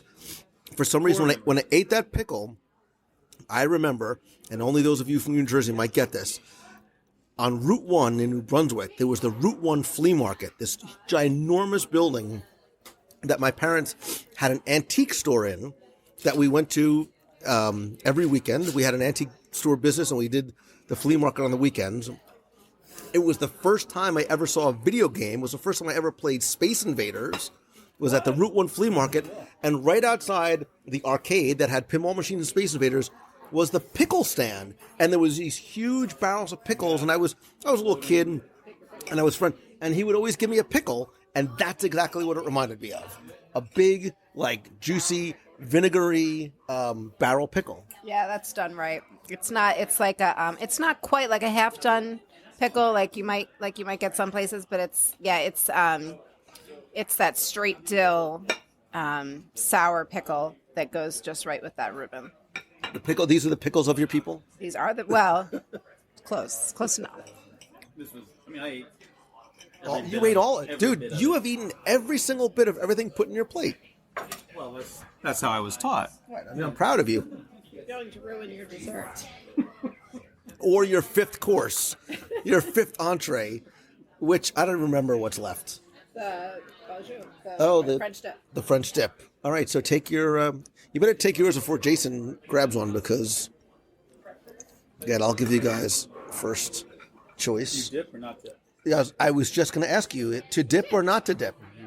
I'm going to do one without the dip. Excuse me, and then I'll do one with the dip. Now, this is Swiss cheese. You know what? I'm dipping. I don't care.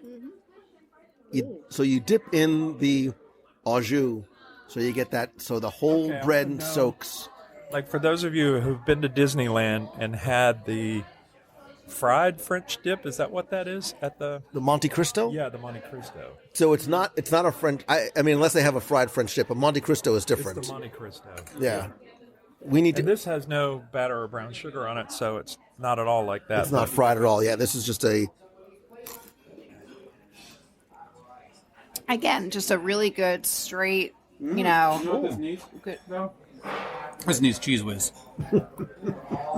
This needs some whiz.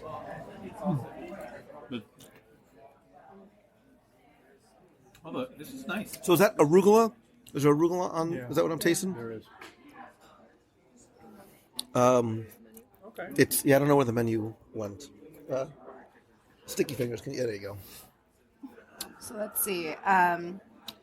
So shaved roast beef, caramelized onions, Swiss cheese, arugula, and that lemon caper aioli, which I do get. Mm-hmm. That is definitely there. So that's that.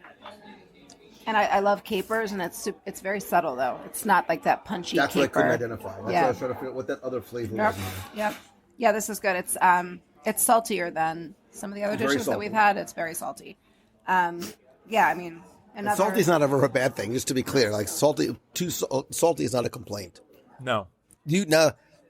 Interestingly enough, I'm going to report it as I see it. You've put down your au jus and you went back to the Reuben. Yeah, I think the Reuben's better, and I think the burger's better than both of them. So if we were going to rank the sandwiches, burger, Reuben, roast beef. Yeah, that's exactly how I would do it. Yeah.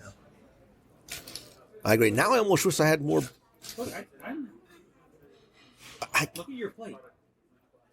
I only have two hands, and one of them is holding the microphone. I need to get like a neck holder for it, like one of those Disney fan holders, and just have the microphone sitting there so I can eat.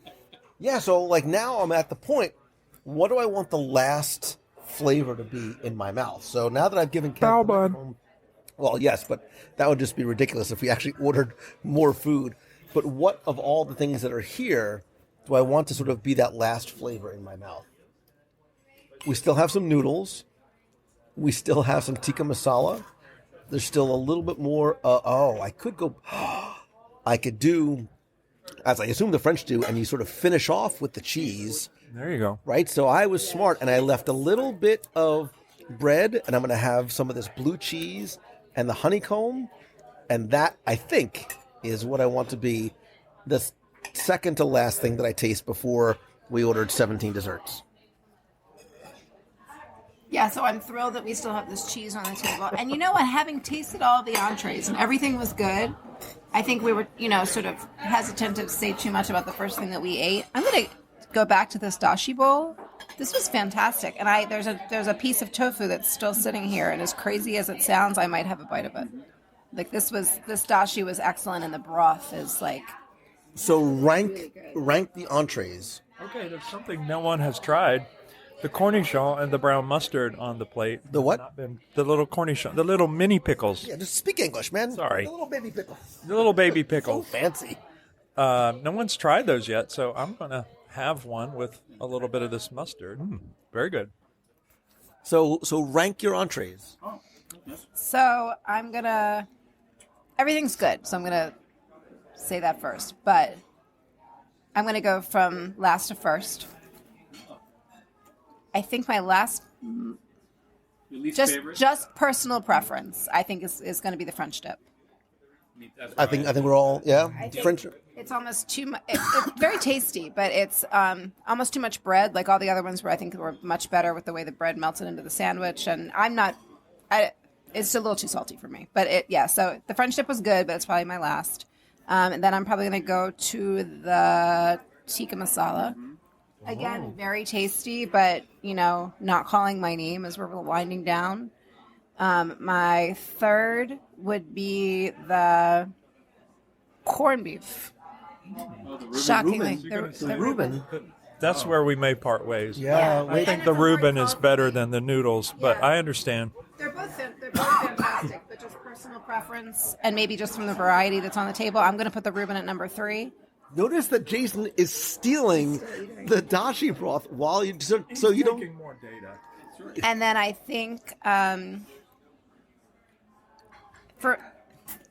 it's a crazy hard call for me. I think I would probably. All right, we're going to part ways again, Kenneth. I'm going to put the dashi at number 1. I'm going to only because I'm not it's very rare I go out and order a burger, a straight up burger.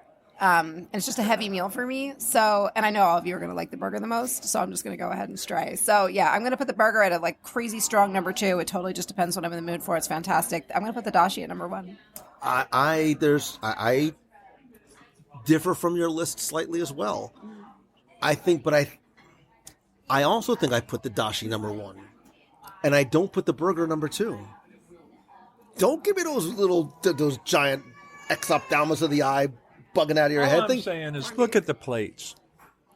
There's plenty of noodles left. Yeah, but There's wait. plenty We of also. masala. Is there any burger or? But it's also the way the burger was a 2-bite burger, right? There was a 2-bite burger plus. Yeah, well, look at your We plate. also. I've been holding the microphone, man, and I'm not done eating yet. The burger is a great picture perfect, Getty Images picture of a hamburger. I don't know that that's what I would come here and order. I don't think that would be the first thing. I think it would be the dashi noodles. And we're leaving the appetizers out of it because I would come here and just order all the appetizers. It's worth mentioning, too, that a set of apps would be a fantastic meal, and probably half the time would be my go-to. Yeah. So the flavor in the dashi, that's probably the most complex dish we've had. So there's tons of flavor in there. The problem with the dashi, and I'm probably not the only person who has this issue, it's hard to eat it. It's hard. there's not a proper utensil. You need we need some other bowl to your mouth and slurp it. And it's yes, but the ideal would be to just pick the bowl up and slurp it, and Which I think in Japan is what you're supposed to do. Here, people will look at you funny here. Dude, I've been coming here. People always look at me funny, so why should it tonight be any different?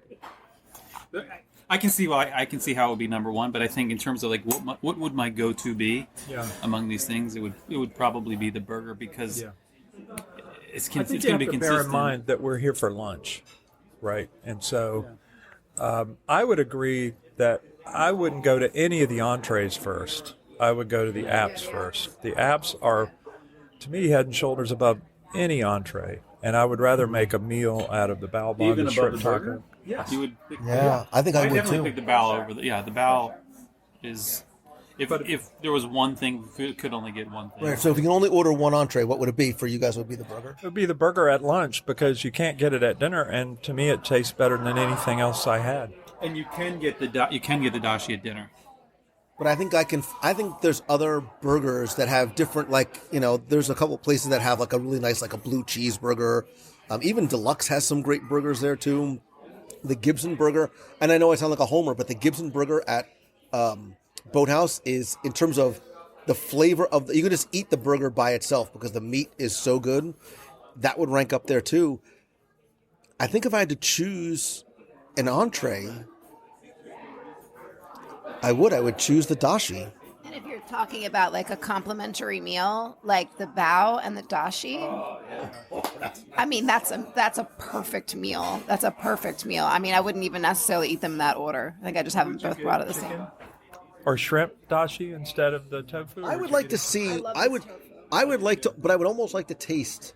You could have grilled. What do you say? You could have grilled chicken or grilled shrimp. Shrimp. But the nice thing about the tofu is that it soaks absorbs the broth. And the and that broth is so good. It's creamy. It's good.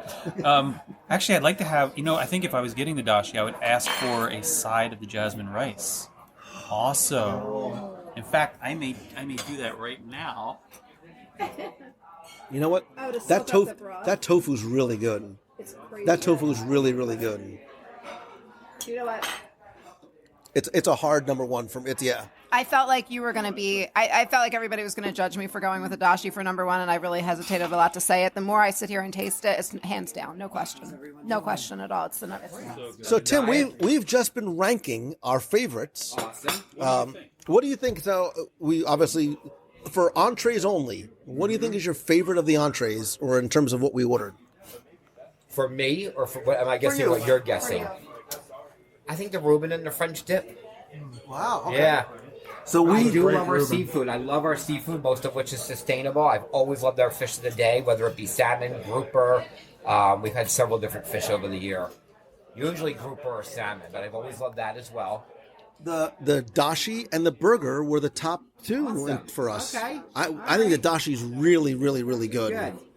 And the jasmine rice in this dish is terrific. Nice. Yeah. I do always suggest the dashi noodle bowl. I think that's something different. You can't get many places on property. We can always go total vegetarian and leave the fish sauce off and do it with a soy-based sauce to make it a total vegetarian dish. Oh, okay. If we do... So it's a fish sauce on there that makes sense. It's the fish sauce. That's the only thing. Or in the other direction, as I told you, we could do it with shrimp or chicken. And a grilled shrimp or grilled chicken. Yes, instead of the tofu. We were just saying we like the consistency of the tofu and how it sort of absorbs the dashi broth. Nice. Do you know if it would be vegan without the fish sauce? It would be. We would just do with the soy-based sauce, and I believe we would leave the noodle off and do it as a rice base. Okay. Yeah, okay. And that would make it vegan. Yep. Yeah. Yeah, the jasmine rice for the tikka masala was very, very nice. Good. I never brought the sriracha for that. I apologize. I told you I was going to. Clearly, it hasn't stopped Kenneth at all because you're still eating French fries. I'm just wondering if there's a waffle fry on anyone's plate. Not if you have any say. The waffle fries were something new we started earlier this year as well. Yeah, this was all really, really nice. I'm so glad you enjoyed it. Thank you. Maybe a couple. I'll get another fresh tea, a couple diets. Thank you. And I think one or two of the people here wanted to see a dessert menu as well, please. I feel like it'd Thank be you. irresponsible not to. I'll actually tell you about them. Oh, even better. 4 desserts. I'll start off with the easy one, the vanilla bean creme brulee. It's a no sugar add-in. We do use a sugar substitute for it, but that's not no sugar in that one. The other three are fun because they are all trios. So they're samplers. Sorbet sampler, 3 little scoops of homemade sorbet, banana blueberry, peach plum apricot, and iced tea lemonade. What? Yeah. A little Arnold Palmer. Wow. The banana blueberry just is really refreshing. That's probably my favorite. Then we have a chocolate cake sampler with 3 small chocolate cakes on one plate. A chocolate croissant bread pudding, a chocolate brownie creme brulee, and a German chocolate cake. And then the last one are fruit-flavored cakes. Strawberry mousse cake, key lime tart, and pineapple cheesecake. So I'm going to make life easy for you, Tim. One of each? We're going to do one of each. But we don't need to do the... Do we need to do creme brulee? No. Okay. We'll do all One the of each trios, trio. And then please. if anyone does have a craving for creme brulee, you'll get a little tiny portion of it with the brownie that's coming out, because that's a chocolate creme brulee brownie. Perfect. Thank you. Different, too. That would be lovely. Thank you very much. All right. Let me grab this one out of the way, and then I'll take this stack and come back with some more. Thank you. And some refills. I can't believe you people are going to eat dessert. I now understand why the Romans ate laying down. Ubi vomitoria. The problem with eating laying down is getting up. I even found that when I was in Japan, we ate at a couple of restaurants where you sit on the tatami mats. Sitting there for your meal is great. Getting up after your meal, that's the tough part. Because you're comfortable. Do they have, like, handles for you to lift, to raise up, or rings? On the subway. I'm like, can you just bring me a little blankie and a pillow, and I'll just sort of take a little nap right here, which is not, they prefer that you don't do that in Japan. Oh. I learned, I learned the hard way. But I am going to have this last tiny little piece of bread with the honeycomb, yeah. Were these blueberries? No, I think it was Like Lingonberries? Yes, that's what he said. Or Eat one. Dunkelberries, like Doofenshmirtz says? currants? I missed that. Maybe little currants. I know. I'm so excited about Phineas and Ferb coming back on Disney Plus. Have we all subscribed? Oh yeah. A couple weeks away. Multi-year plan. That's the way to do it. I'm going to do that. Then I'm going to do my little Hulu matchup thing and be ready to go. Okay, I need a little bit of a nap. They should offer you like a special, like discounted, like short stay at the Contemporary. Like you can get a room for like 4 hours. Just so you can take a nap. If they had a room with big comfy pillows and blankets, pods, more contemporary than a sleep pod. and they have Disney Plus on, and you just on demand whatever you want. That defeats the purpose of the sleeping pod. Well, you need to have something like like an Oculus on, Looks like and it shows. no, because then you can't sort of turn over when you have the Oculus on your head. You need to, Dare I say, you could tune in to Hear with the Magic. and it'll put you right to sleep. It wouldn't It's a ringing endorsement. No. Oh, so right. If you had Here with the Magic on in the background, and you were burning a core memory candle from the CastleRun.com, it's the perfect napping combination. Fantastic. Kenneth would enjoy it very much. I would love it. I mean, I'll just throw myself in. You could put an episode of WDW Radio on in the background because, you know, the dulcet tones will lull you to sleep. That's what I use at night. I don't know how my 3 other table mates are still thinking about food, but we ordered not 1, not 2, but 3 different flights. Or 9. Technically, there's 9 desserts. So there are 5 items on the Sweet Temptations menu. There's a cheese board, although we sort of made our charcuterie our own dessert. There's also a creme brulee, and then the chocolate, seasonal, and sorbet trio flights. I think we're going to go from left to right. Let's start with the trio of sorbet. There's a lemon iced tea, stone fruit, and blueberry banana sorbet. Dig in. Manja. Which one are you starting with? You're going. Jason's going right to the iced tea. Kenneth, you're not diving in. Oh, it's a frozen Arnold Palmer. Yeah. Tell me that wouldn't be a nice little treat, like on a hot summer Disney Magic Kingdom kind of day. That's very good. How do Yeah, they that's make it refreshing. taste like tea? How is that not a popular flavor? How do they not serve this from counter service locations throughout the park? That's good.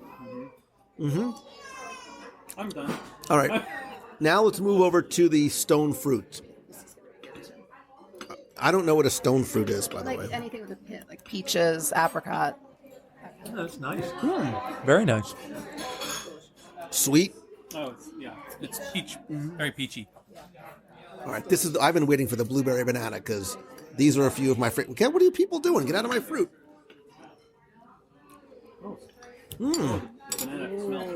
Oh, that's so good. Oh, yeah. I There's am almost not- a little creaminess from the banana. The banana gives it the creaminess. I'm not like one to get excited about sorbet, but that's good. Oh, that is nice. I like that in the chocolate too. Mix that with the... Let me taste this one again because Kenneth got in my way. You're noticeably silent only because you're upset that we're wasting so much time getting to the chocolate, aren't you? Yeah. I know you. What do you like better, lemonade iced tea or the blueberry banana? Lemonade iced tea all the way. And actually, for me, peach is second. The blueberry banana is good, but I love peach. But yeah, that lemonade iced tea. That's definitely the most interesting one. That's really good. Lemonade iced tea. Good. I didn't know what How is that not a popular flavor? Oh, I'm all about that. Yeah, how is it not served elsewhere? I've never seen this. I've never had that either. I I've get that all over the lemon place, but- sorbet everywhere, but not. That's Not tea. Not with iced tea. Yeah, we need to figure out how to make that at home. Or we can just come back here. Because now that we know that it's so close by. All right, let's move on because Kenneth is sad. Kenneth is crying just like he does. Anyway, we're going to move on to the seasonal flight of pineapple cheesecake, strawberry mousse cake, and the Florida key lime. Oh, no, I'm sorry, I'm backwards. That is the Florida key lime tort. That is the pineapple cheesecake. Let's start key lime. Go ahead. To me, a dessert without a crust is just a waste of time. It's like a meeting without food should be an email. Kenneth is fast becoming the brat of the food review group. The what? I said Kenneth is quickly becoming the brat of the food review group. That's good. So I like that tart because it's not incredibly tart. Sometimes you get some key lime that's like super tart. It's nice. It's the untart. Yeah, no, I wanted more lemon tardiness. All right, I'm moving on quickly to the strawberry mousse cake. If you're moving on, I'm going to eat this thing. So it's a multi-layer cake. Looks like it has a mousse on top of the cake and then fresh strawberries and cream. Oh, that's really, really good. The mousse is really light. Oh, I like that. I was excited for that one, and it did not disappoint. It's like a strawberry shortcake. Yeah, that's exactly what I thought of. That's really good. That I like. It reminds me of Hoop-Dee-Doo. Hoop-Dee-Doo, yeah. Mm-hmm. Oh, we haven't done Hoop-Dee-Doo either. How have we not done Hoop-Dee-Doo? A little noisy to do it. No, I mean just to go eat. Best cornbread on property. Yeah, it is. All right, now I'm moving over to the pineapple Any cheesecake. favorites off the bat? Yes. Personally? Oh, you didn't even try my favorite yet. Oh, we're saving that for you. We're saving. Awesome. I know what I think is going to be my favorite, but Mm. you never know. This tastes like the Polynesian. Nice. Now see, we do seasonal. This was actually our seasonal. Okay. And we haven't switched yet from summer. I guess before Thanksgiving we'll switch over to the winter one. You know, or autumn one, I guess. Do you know what's going to be on that one? Because I mean, we're gonna. Yeah, because we'll be back, obviously. Yeah, this pineapple cheesecake is delicious. Isn't that good? And then the whipped topping on the pineapple cheesecake is supposed to resemble like a colada, so it's like a pina colada taste to it. It's ambrosia. You know what it reminds It's ambrosia. It reminds me of Texture, that pineapple texture. This takes me back to. It reminds me of pineapple upside down cake with cream. It's like an ambrosia with the whipped cream Yeah. and the coconut sprinkles and Which is your favorite of the three? the strawberry. The strawberry was was really, really good, but the pineapple cheesecake I think is my favorite. Really? Me too. Over the key, but it didn't have a crust. I think it had a crust. Yeah, it had a little crust. Yeah. All right, here, take this because we need to move on. Hey. This is the chocolate croissant bread pudding, brownie creme brulee, and Jason's already digging into the German chocolate cake. I didn't break it. All right, German chocolate. Go ahead. No, after you. Oh. Is it German? Mm-hmm. Oh. There's almost like chocolate chips on the bottom. Very nice. That's good. Yeah, Look, that coconut, would is be it like really coconut good. sprinkles or something? Yeah, that's good. I like that. That's good. That's got the right texture for a German chocolate cake.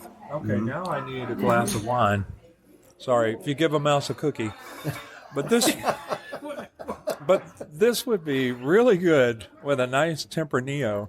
For those of you who like Spanish wines, this would be great. We have migrated into the dinner service, apparently. Yeah. It's so good, I think Lisa's crying. That's nice. That's nice. It's not too heavy. It's not. Yeah. I thought it would be. What are we having here? So what is this? Is this the creme brulee on top of brownie?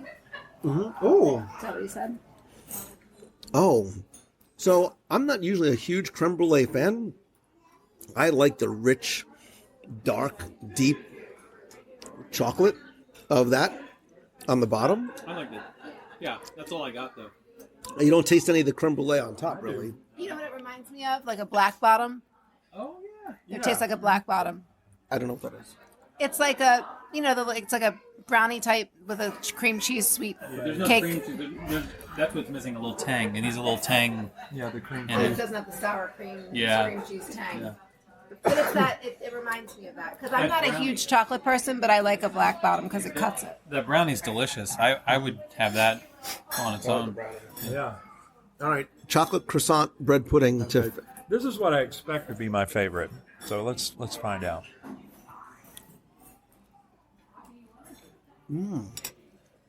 Oh.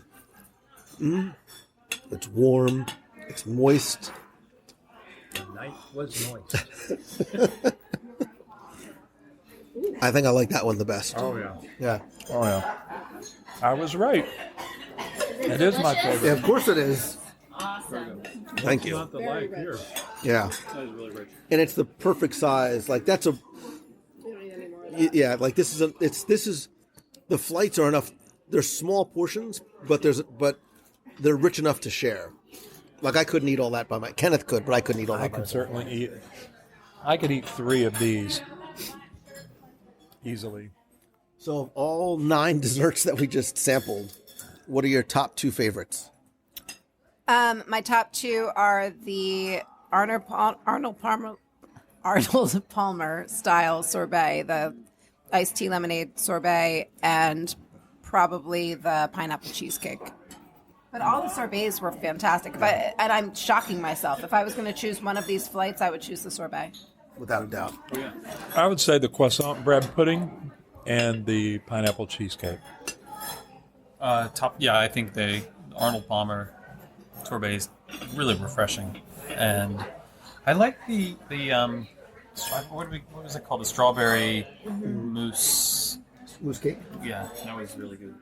I think I would go with the Arnold Palmer sorbet, and surprisingly, the chocolate croissant bread pudding. There's my man. I couldn't eat the whole thing. I mean, I could, but for recording purposes, I couldn't eat the whole thing. But that left a really nice flavor in my mouth. A nice little cup of tea, or in your case, a bottle of wine, would be nice. They also have dessert cocktails as well as dessert wines as well. I think we did a pretty remarkable job of covering basically the entire menu for a lunch sitting, which is pretty impressive considering there's only 4 of us. Final thoughts? I'm so sleepy right now. I need a nap. God, I want to nap so desperately.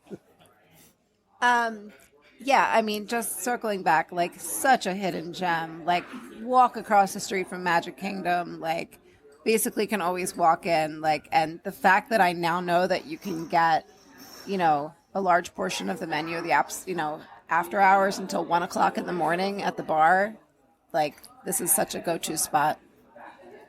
I can absolutely see having meetings, coaching meetings here at the Wave in the afternoons and or evenings. My advice about this place would be, normally when you travel, you would view a place like this as the hotel restaurant, the last place you would eat, right? Because this is the place that's always available. You can walk down and walk right in here and get a table, especially during the day.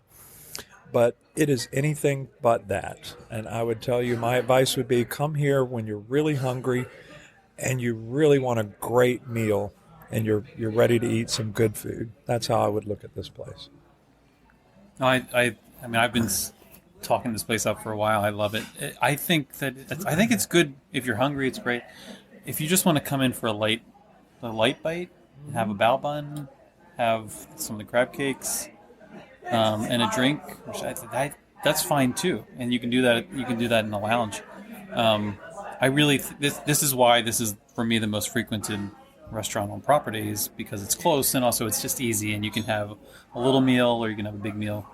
Probably won't have as big a meal as we just had ever again, but it was there wasn't anything I didn't like. I don't think there was anything I didn't like. There's not a ton of places that can sort of serve multiple masters, and what I mean by that is where you'd go to the same place for lunch as you would late night for either drinks or appetizers in the lounge, or a full meal for dinner, whether it's a casual escape from the parks, or you want to even have like a nice meal with your family, spouse, friends, whatever.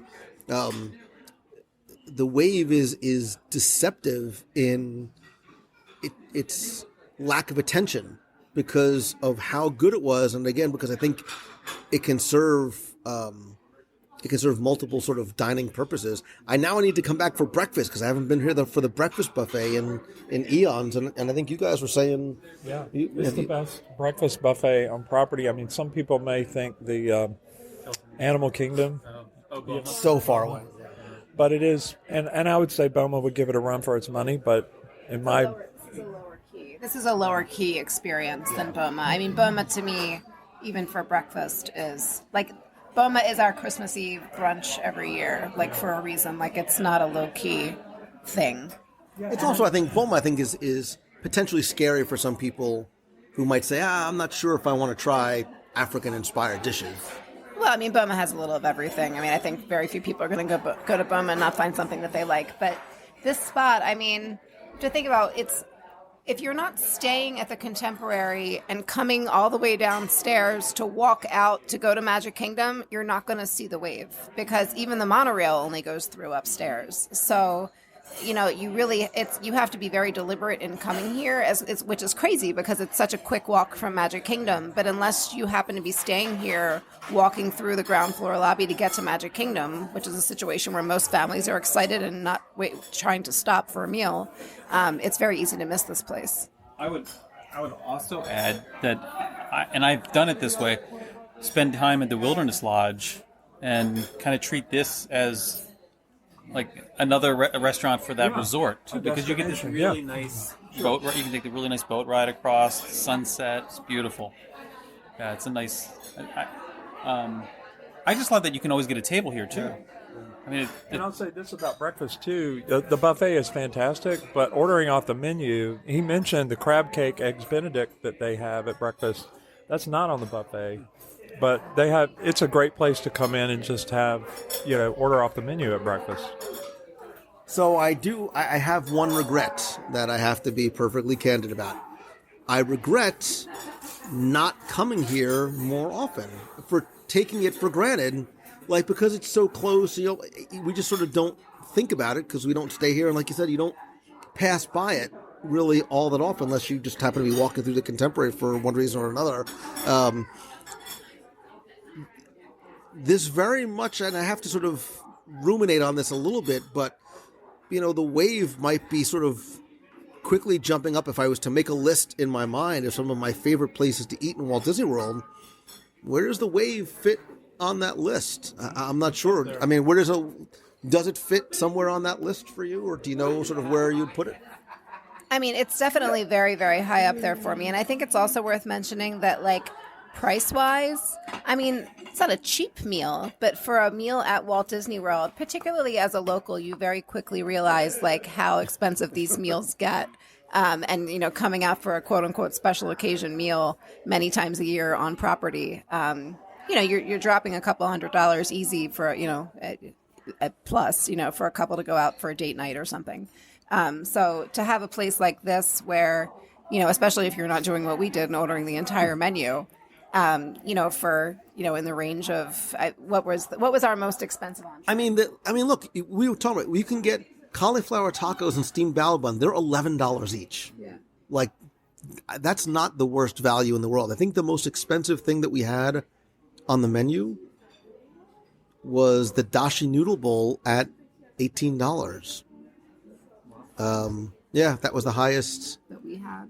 That's the highest thing on the menu. The the pasta is 20. The pappardelle pasta is 20. So I mean, there's nothing. Yeah, the burger comes in at 19. So I mean, there's nothing. But compare that to what you'd spend at an average Disney restaurant. Right. I mean, and the quality of the food here. Compare what you'd spend at a quick service restaurant.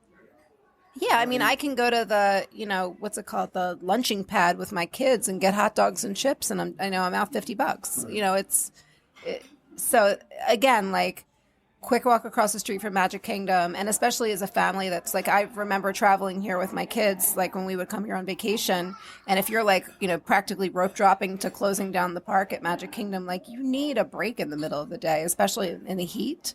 So to pop across the street and come here, I know a lot of people don't want to lose the park time because you have limited time on vacation, but this is sort of a nice sort of happy medium between getting in a little rest and a little air conditioning and downtime, but not feeling like you were trekking somewhere far away. Like you don't even need to get on the monorail. Yeah, I mean, we talked at the beginning about it being a hidden treasure. You know, I think, is this maybe one of the best restaurants you may have never tried or may have never put on your radar? Possibly. You know, I felt that same way the first time I tried the outdoor lounge at Brown Derby, like something that we've walked by 100 times. You never would think to stop there, and the food was remarkable. I'm very surprised. I expected the meal to be good, and I think, you know, the Wave was going to be a serviceable place to go, not a place I'm like, wow, we really need to go to the Wave, and that's how I feel after leaving. Yeah, I would put it this way. I can't think of a better place on property to have lunch. And I can't think of a better place on property to have breakfast. And at dinner, it holds its own with some of my favorites. At some point, I need to sort of do a, you know, top 5, top 10, sit down, counter service, you know, grab and go restaurants and see where this would fit in terms of sit down. For me, I think it would be in the top 10 for sure because it's consistently good. It's close. It's also a great place. I've had work lunches here before, and it's great for conversation. You don't have to shout over noise. It doesn't feel. It's not overly Disney. Kind of almost has a Grandestino feel to it as well, where it's not overly themed, but it's nice. It's really nice. It's a very professional space on Disney property, literally yards from the Magic Kingdom, which is what's really cool about it. Yeah, you know, something I've noticed while we've been sitting here, and I've noticed it before, is that during the day there are very few children here. So Becky would probably love it. And cocktails, great cocktails. Because I think most families with kids would not take the time to have a big long drawn out breakfast when they're this close to the Magic Kingdom. Right, so I was saying, normally, if you're seeing the Wave at all, it's because you're walking out on the way to Magic Kingdom, and like how many people that are traveling are going to be stopping in that moment. Exactly. So. Yeah, and notice too, you know, we have not been rushed at all. I mean, there haven't been a lot of people in here. It's been incredibly casual, super calm. You know, before, to be clear and perfectly transparent, when we do dining reviews like this, we don't tell them ahead of time that we're coming in. Like, the service that we received, it's just the quality of service. You even remarked that Tim has been, you know, waiter before, and you know which is impressive that you would remember your server, having been to, you know, so many restaurants. So I think that speaks volumes. Yeah, very, very surprised in the best possible way for this.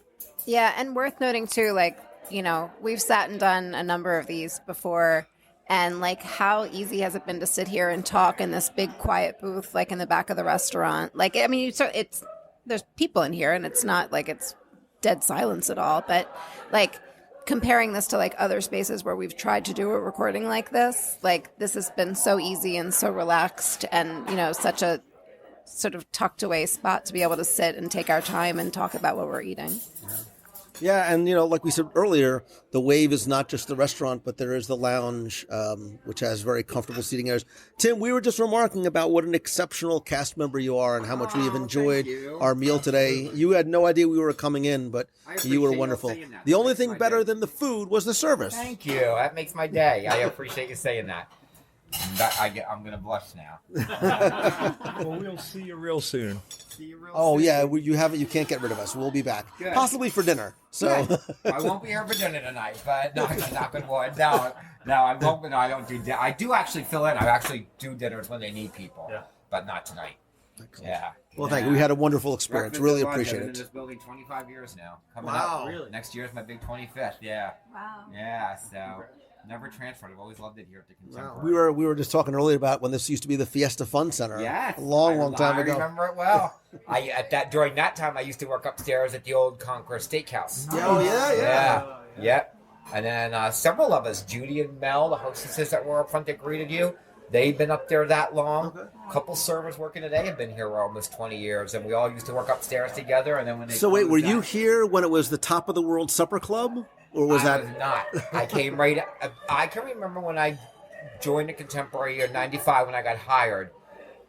They actually were having lunch for a short time up at the California Grill when it was brand new and it had just opened up. But I never worked here when it was Top of the World, which now that's what we call our... over at the Bay Lake Tower. The bar at the top is called Top of the World. Just a little shout out to the old original. Yeah. Love it. Well, we really appreciate everything Thank today. you. It was wonderful. My pleasure. It was fun serving y'all. Thank you very much. I followed you on Instagram. I found I got you on YouTube. Well, other than needing a very long, very comforting nap, this has been a wonderful, surprising, delicious day. I want to know from you, have you ever been to the Wave before? Is it something that's on your radar? If not, I don't think we can recommend it highly enough. I want to thank you for spending, and I told you, never listen hungry. This today will probably be a good indicator of that. But I also want to thank you for spending and sharing your time, as well as all of you. Lisa, tell everybody where they can find you. Hey guys, thank you again. So Lisa Donato Glassner.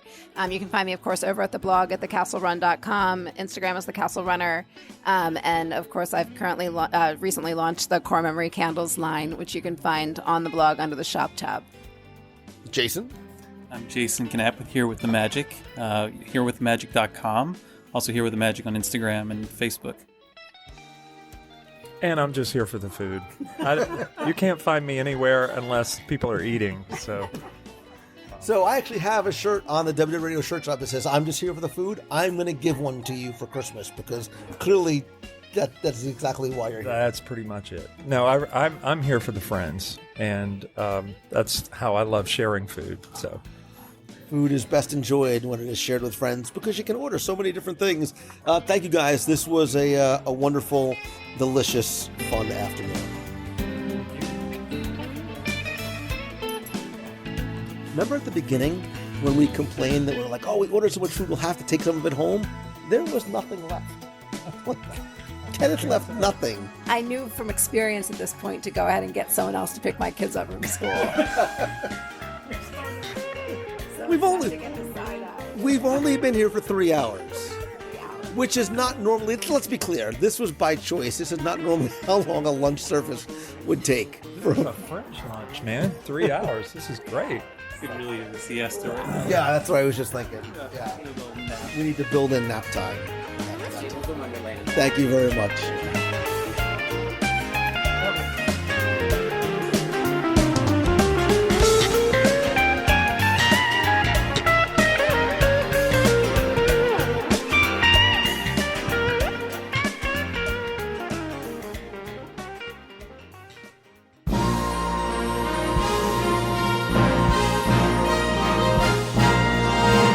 It's time for our Walt Disney World Trivia Question of the Week, where I invite you to test your knowledge of Walt Disney World's history or see how well you pay attention to the details, sometimes in what you see, hear, or maybe even taste.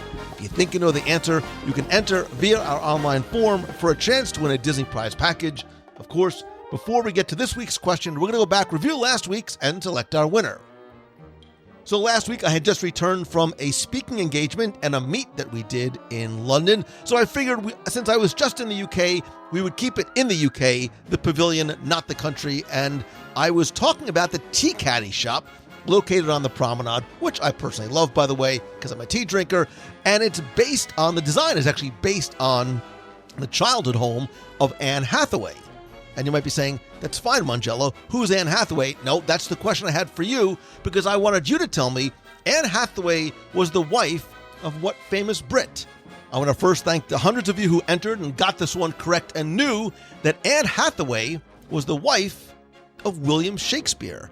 Now, this building, actually, this Tea Caddy shop, is actually one of a number of different varieties of architectural styles that you'll find throughout the UK pavilion. This is actually based in sort of the 1500s. If you look at those half-timbered walls and that thatched roof, something that you'd find in the English countryside. And if you look inside the Tea Caddy shop while you're shopping, it's actually a huge fireplace that they would have used both for heat as well as for cooking. That's probably more information than you wanted, but that's okay. Actually, if you'd like to learn more about the UK Pavilion, you can go back to show 202, where we explore the entire pavilion and compare just how real the pavilion is versus what you'd find in the UK. And also, again, don't listen hungry, if you go back to show 461, you could join me as we snack our way around the UK and sample and review some of the sweet and savory, edible and drinkable items available in the shops and on the promenade. If you tune in to show 347, we do a live review of the Rose and Crown Pub just to see how authentic that really is. And all those should keep you busy, hopefully entertained, and possibly hungry for a while. Anyway, I took all of the correct entries from last week's trivia contest, randomly selected one.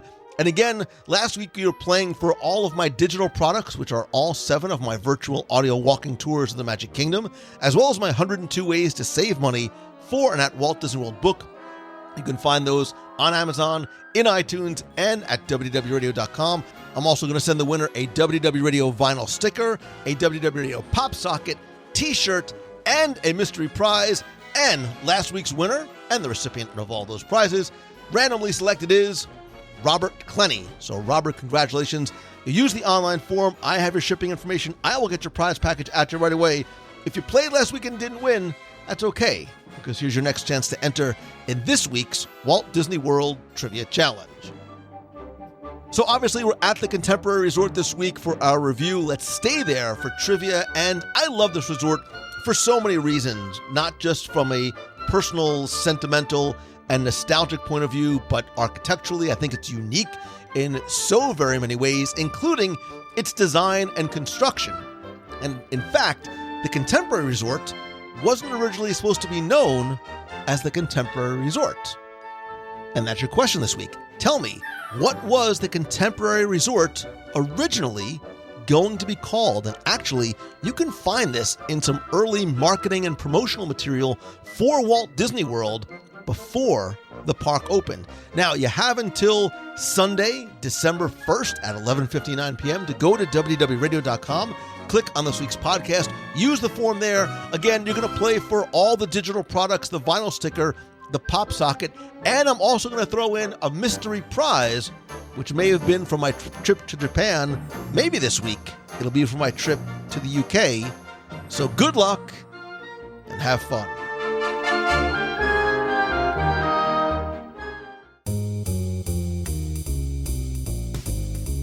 That's going to do it for this week's show. Thank you so very much for taking the time to tune in this week. Huge thanks for following along last week from the Very Merry Time cruise on the Disney Dream, whether it was live video, posts, Instagram stories. I'll have a full review of the cruise coming up probably on next week's show. There's a lot of fun stuff going on, both at sea and on land. A lot of cool things coming up in 2020, both in the parks, on the cruise lines, and here at WDW Radio as well. That's a bit of a tease. Speaking of thanks, I want to say huge thanks to all of the new and longtime members of the WDW Radio Nation family. I sincerely appreciate your love, your support, your friendship, and help, and I love being able to give back to you and say thank you each month in so many different ways. I want to thank some of the new members who joined, the hundreds of you who are part of the Nation family, including Matt Moore, Oscar H. Garcia, Rick Bedoya, Clay Malcolm, Jeffrey Riccio, Chris Maxwell, and Eddie, Laura Sleeper, and Tracy Arthur. I sincerely appreciate you, not just for your support and because what you do helps the show, but because a portion of your contribution does go to our Dream Team project to benefit the Make-A-Wish Foundation of America. If you want to find out how you can not only help the show, but also get exclusive rewards every month, including monthly scavenger hunts, we have a private Facebook group, custom Magic Band covers, logo gear, t-shirts, backpacks, care packages from Walt Disney World, and lots more, including live video group calls where we're all on video on the call together. You can visit wdwradio.com/support. Please don't forget to join me every Wednesday night at 7:30 p.m. Eastern for WDWRadioLive.com, where I'll broadcast live on Facebook, either from the home studio and oftentimes out and about in the Disney parks. Make sure you turn on notifications on the WDW Radio page and in the Box People group on Facebook, just so you don't miss a thing, as I'll often go live in addition to the Wednesday night shows. And speaking of the Box People group, please be part of the community and the conversation by joining our group on Facebook at wdwradio.com/community. Think of it as the WDW Radio Clubhouse. I invite and welcome you into this incredibly warm and friendly environment. Come by, make yourself comfortable, grab a snack, and introduce yourself. If you have a question you want to comment on this week's show, that is the place to do it. If you have a question you'd like me to answer on the show, you can email me, lou@wdwradio.com, or if you want to be heard on the air, be part of the show, you can call the voicemail with a question, a comment, or just a hello from the parks or the cruise line or Paulo or Remy. It's fine. Call me from anywhere. I love hearing when people call in from unique locations. The phone number is 407-900-9391. That's 407-900-WDW1. Of course, as much as I love connecting with you online, I am at Lou Mongello on all the social, Twitter, Instagram, Facebook are really the primary ones, as well as LinkedIn, a little bit of Pinterest as well. There's nothing that beats a handshake and a hug. That's why I continue to do monthly meetups in Walt Disney World and on the road as well. Stay tuned to the events page at wdwradio.com/events for information about our next meetup in December and then over Marathon Weekend in January as well. I also travel, as I have been over the past few months, actually, Japan, UK, and elsewhere. So I do travel a lot to speak at conferences and events and at schools. And if you want to find out how I can maybe speak to you, whether it's your event, your business, your school, or your group, you can visit loumongello.com. And I'd love to help you turn what you love into what you do. Look, you have given me the greatest gift of being able to share my passion for Disney with you. I would love to be able to give that back to you and help you in any way I can. So I do one-on-one coaching. I do a weekly mastermind group. I'm going to release dates and super duper early bird tickets for my Momentum Weekend Workshop in Walt Disney World, as well as my Momentum Retreat coming up this coming summer. To find out more, visit loumongello.com. I'm going to release information and those tickets this coming week, so stay tuned for sort of a Black Friday, Cyber Monday release with tickets at the lowest prices they will be ever. Again, to find out more, visit loumongello.com. Thanks as always to Mouse Fan Travel and the Mouse Fan Travel team and Becky Menken. They are my official and recommended travel provider. It's who I recommend because it's who I trust, because it's who I have used for more than 10 years. Becky and the entire team have been incredible partners for more than a decade. And if you are going to World, Land, Aulani, Cruise Line, Adventures by Disney, or anywhere on the planet, the entire team of agents are going to help you find the best possible prices, all available discounts. More importantly, they all come at no cost to you with an incredible level of personal service. You can visit them over at mousefantravel.com and go to Celebrations Press to subscribe and order back issues of Celebrations magazine. And as always, my friend, and I mean it when I say you are my friend. Whether we have met yet or not, you continue to demonstrate that in so many ways, in person, online, in messages. All I ask is that if you like the show, please help spread the word. Let others know about it. Tweet out that you're listening. Share a link to this or your favorite episode over on Facebook. Invite your friends to be part of this community and clubhouse. And if you can, take just 15 seconds. Like, that's all it takes to rate and review the show over on iTunes. We have more than 2,000 plus 5-star reviews. I would invite you to please keep them coming. I want to thank some recent reviewers like D. Bopper, who says, I love Lou, his depth of knowledge and his passion to bring a little bit of Disney magic home to you. He makes him an original. Joseph Mercier says, love it. I'm a huge fan. Absolutely love the show. I listen to it nearly every day while I'm working. My only suggestion would you have more top 10s with Tim Foster? You guys have an incredible radio chemistry together. I highly suggest you do a top 10 decisions or events that took place in the Disney Corporation, which made it as we know it today. Very cool idea. Thanks for all you do, Lou. Ann Corette Wells from the United Kingdom says, it's a little bit of Disney in your life. Lou's such a wonderful and well-informed, friendly host, and I love all the guests, but mostly Becky. Anslow16 says, it's the best podcast. I've been listening to Lou for many years and enjoyed almost every episode he's put out. The live food reviews being the only ones I skip, they make me too hungry. Sorry, this week's show you probably haven't listened to. Anyway, every episode is extremely informative and enjoyable to listen to. Clearly, I don't read these before I start reading them to you. I've actually gone back to episode 1, wow, and started to make my way forward, listening to everyone. Even the early episodes are full of interesting conversations, interviews, and lists that any Disney fan will love listening to. And Dabner82 says, it's magical. I'm a longtime Disney fan, now just discovering this podcast. So good, in all caps, lots of exclamation points. Really love the one episode I've heard and excited. Wow, a one review after one episode. That's amazing. And excited to dive into more now. Thanks for bringing magic to Texas. Dabner, Anslow, Anchorette, Joseph, and of course, D. Popper. Thank you guys very much. Again, just search for WDW Radio in iTunes, or if you go to wdwradio.com/iTunes, I'll give you a direct link and instructions on how to rate and review the show. Again, thank you so very much. I hope you enjoyed this week's episode, the live broadcast, the blog, the newsletter, everything on social, and more importantly, that you feel like you are part of this community and part of this family. Because like I said, whether we have engaged in the past, whether we have met yet in person, by virtue of you listening, you are. And that's why I'd love for you to be part of the Box People community. And if I can help you in any way, please let me know what I can do, whether it's an email, a conversation, a meet of the month, working together. I want to help you start to focus and plan for the future. And my only bit of advice that I would give you is just remember that while hope is incredibly important, hope alone isn't a strategy. You've got to sort of map out where you want to be, why you want to do it, and what you hope to achieve and when. And if I can help you in any way, please let me know, because life is too short not to do what you love every single day. I hope that this is your best week ever. For my friends in the States, I hope you have a very wonderful, delicious, blessed, safe, and did I say delicious? I said delicious. I'll say it again. And delicious, happiest of Thanksgiving. I am truly thankful to you, and I'm thankful for you, not just this week, but always. I hope this is your best week ever. So until next time, see ya. Hi, Lou. This is Derek from Albuquerque. It was great meeting you and chatting with you after the 10K this past weekend. I missed you during the half marathon, but we did take the time afterwards to check out some of your recommendations during the Food and Wine Festival. I will say everything we tried that you guys recommended on your show 566 were awesome.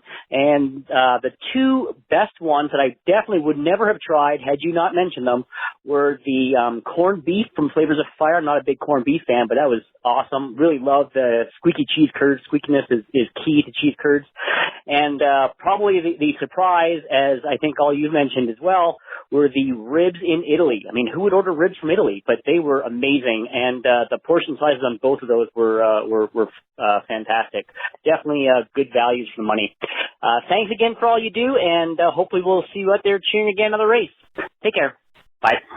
Hi, Lou. It's Elizabeth from Massachusetts. I'm actually just getting back from Walt Disney World. It was just super exciting. Went for a weekend and did Food and Wine with some friends, which it was fabulous this year.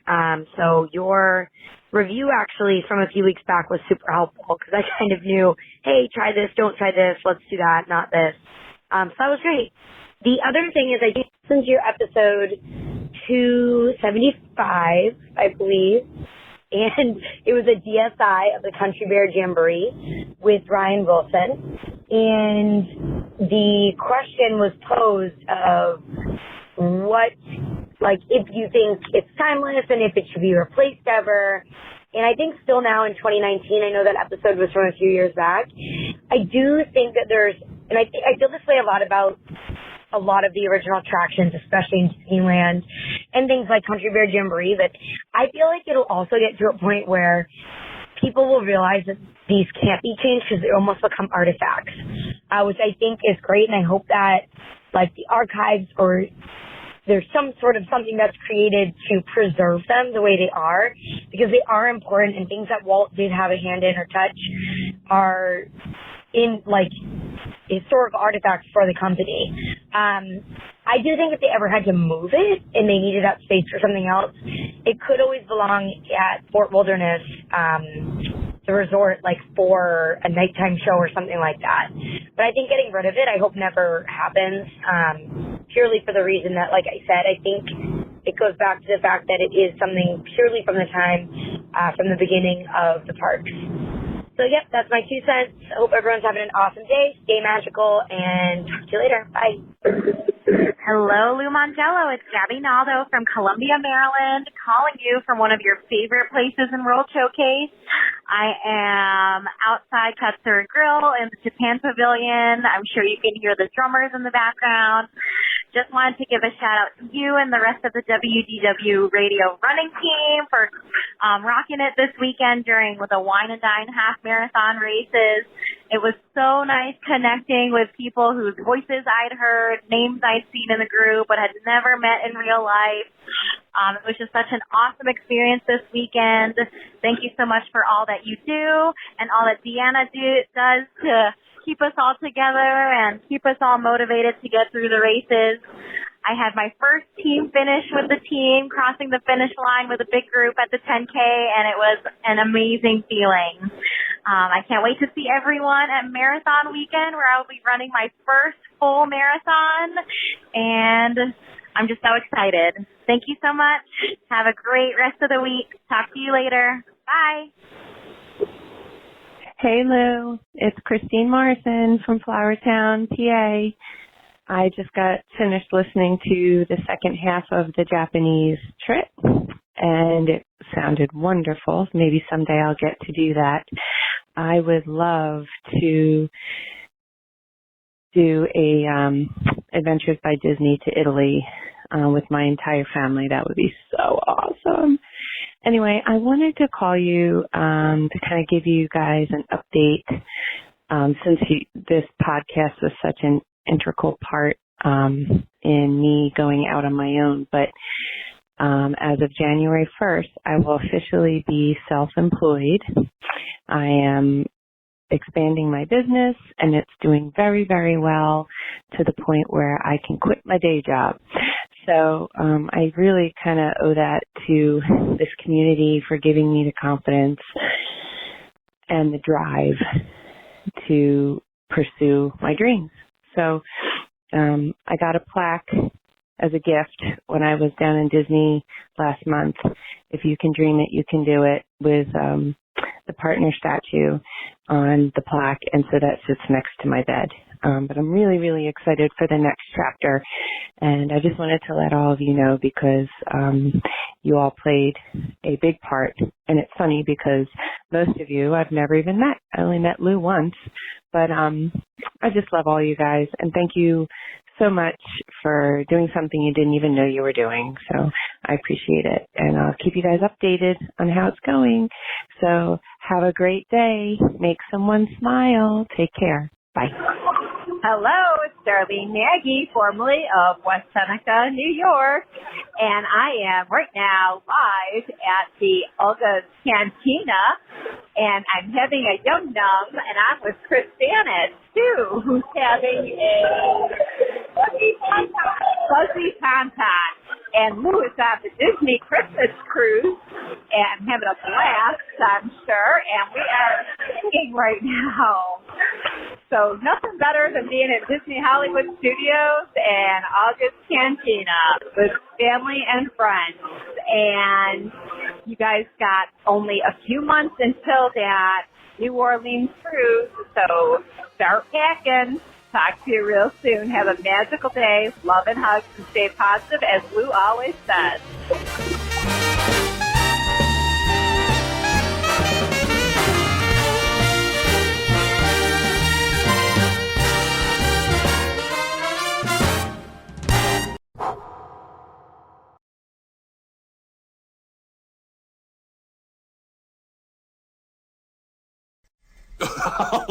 Well, as you can see, we're just one big happy family. Well, folks, this concludes our show. So thanks for bearing with us to the bare end and barrel around to see us again. What do you say, Sammy? I say, y'all come back. You hear?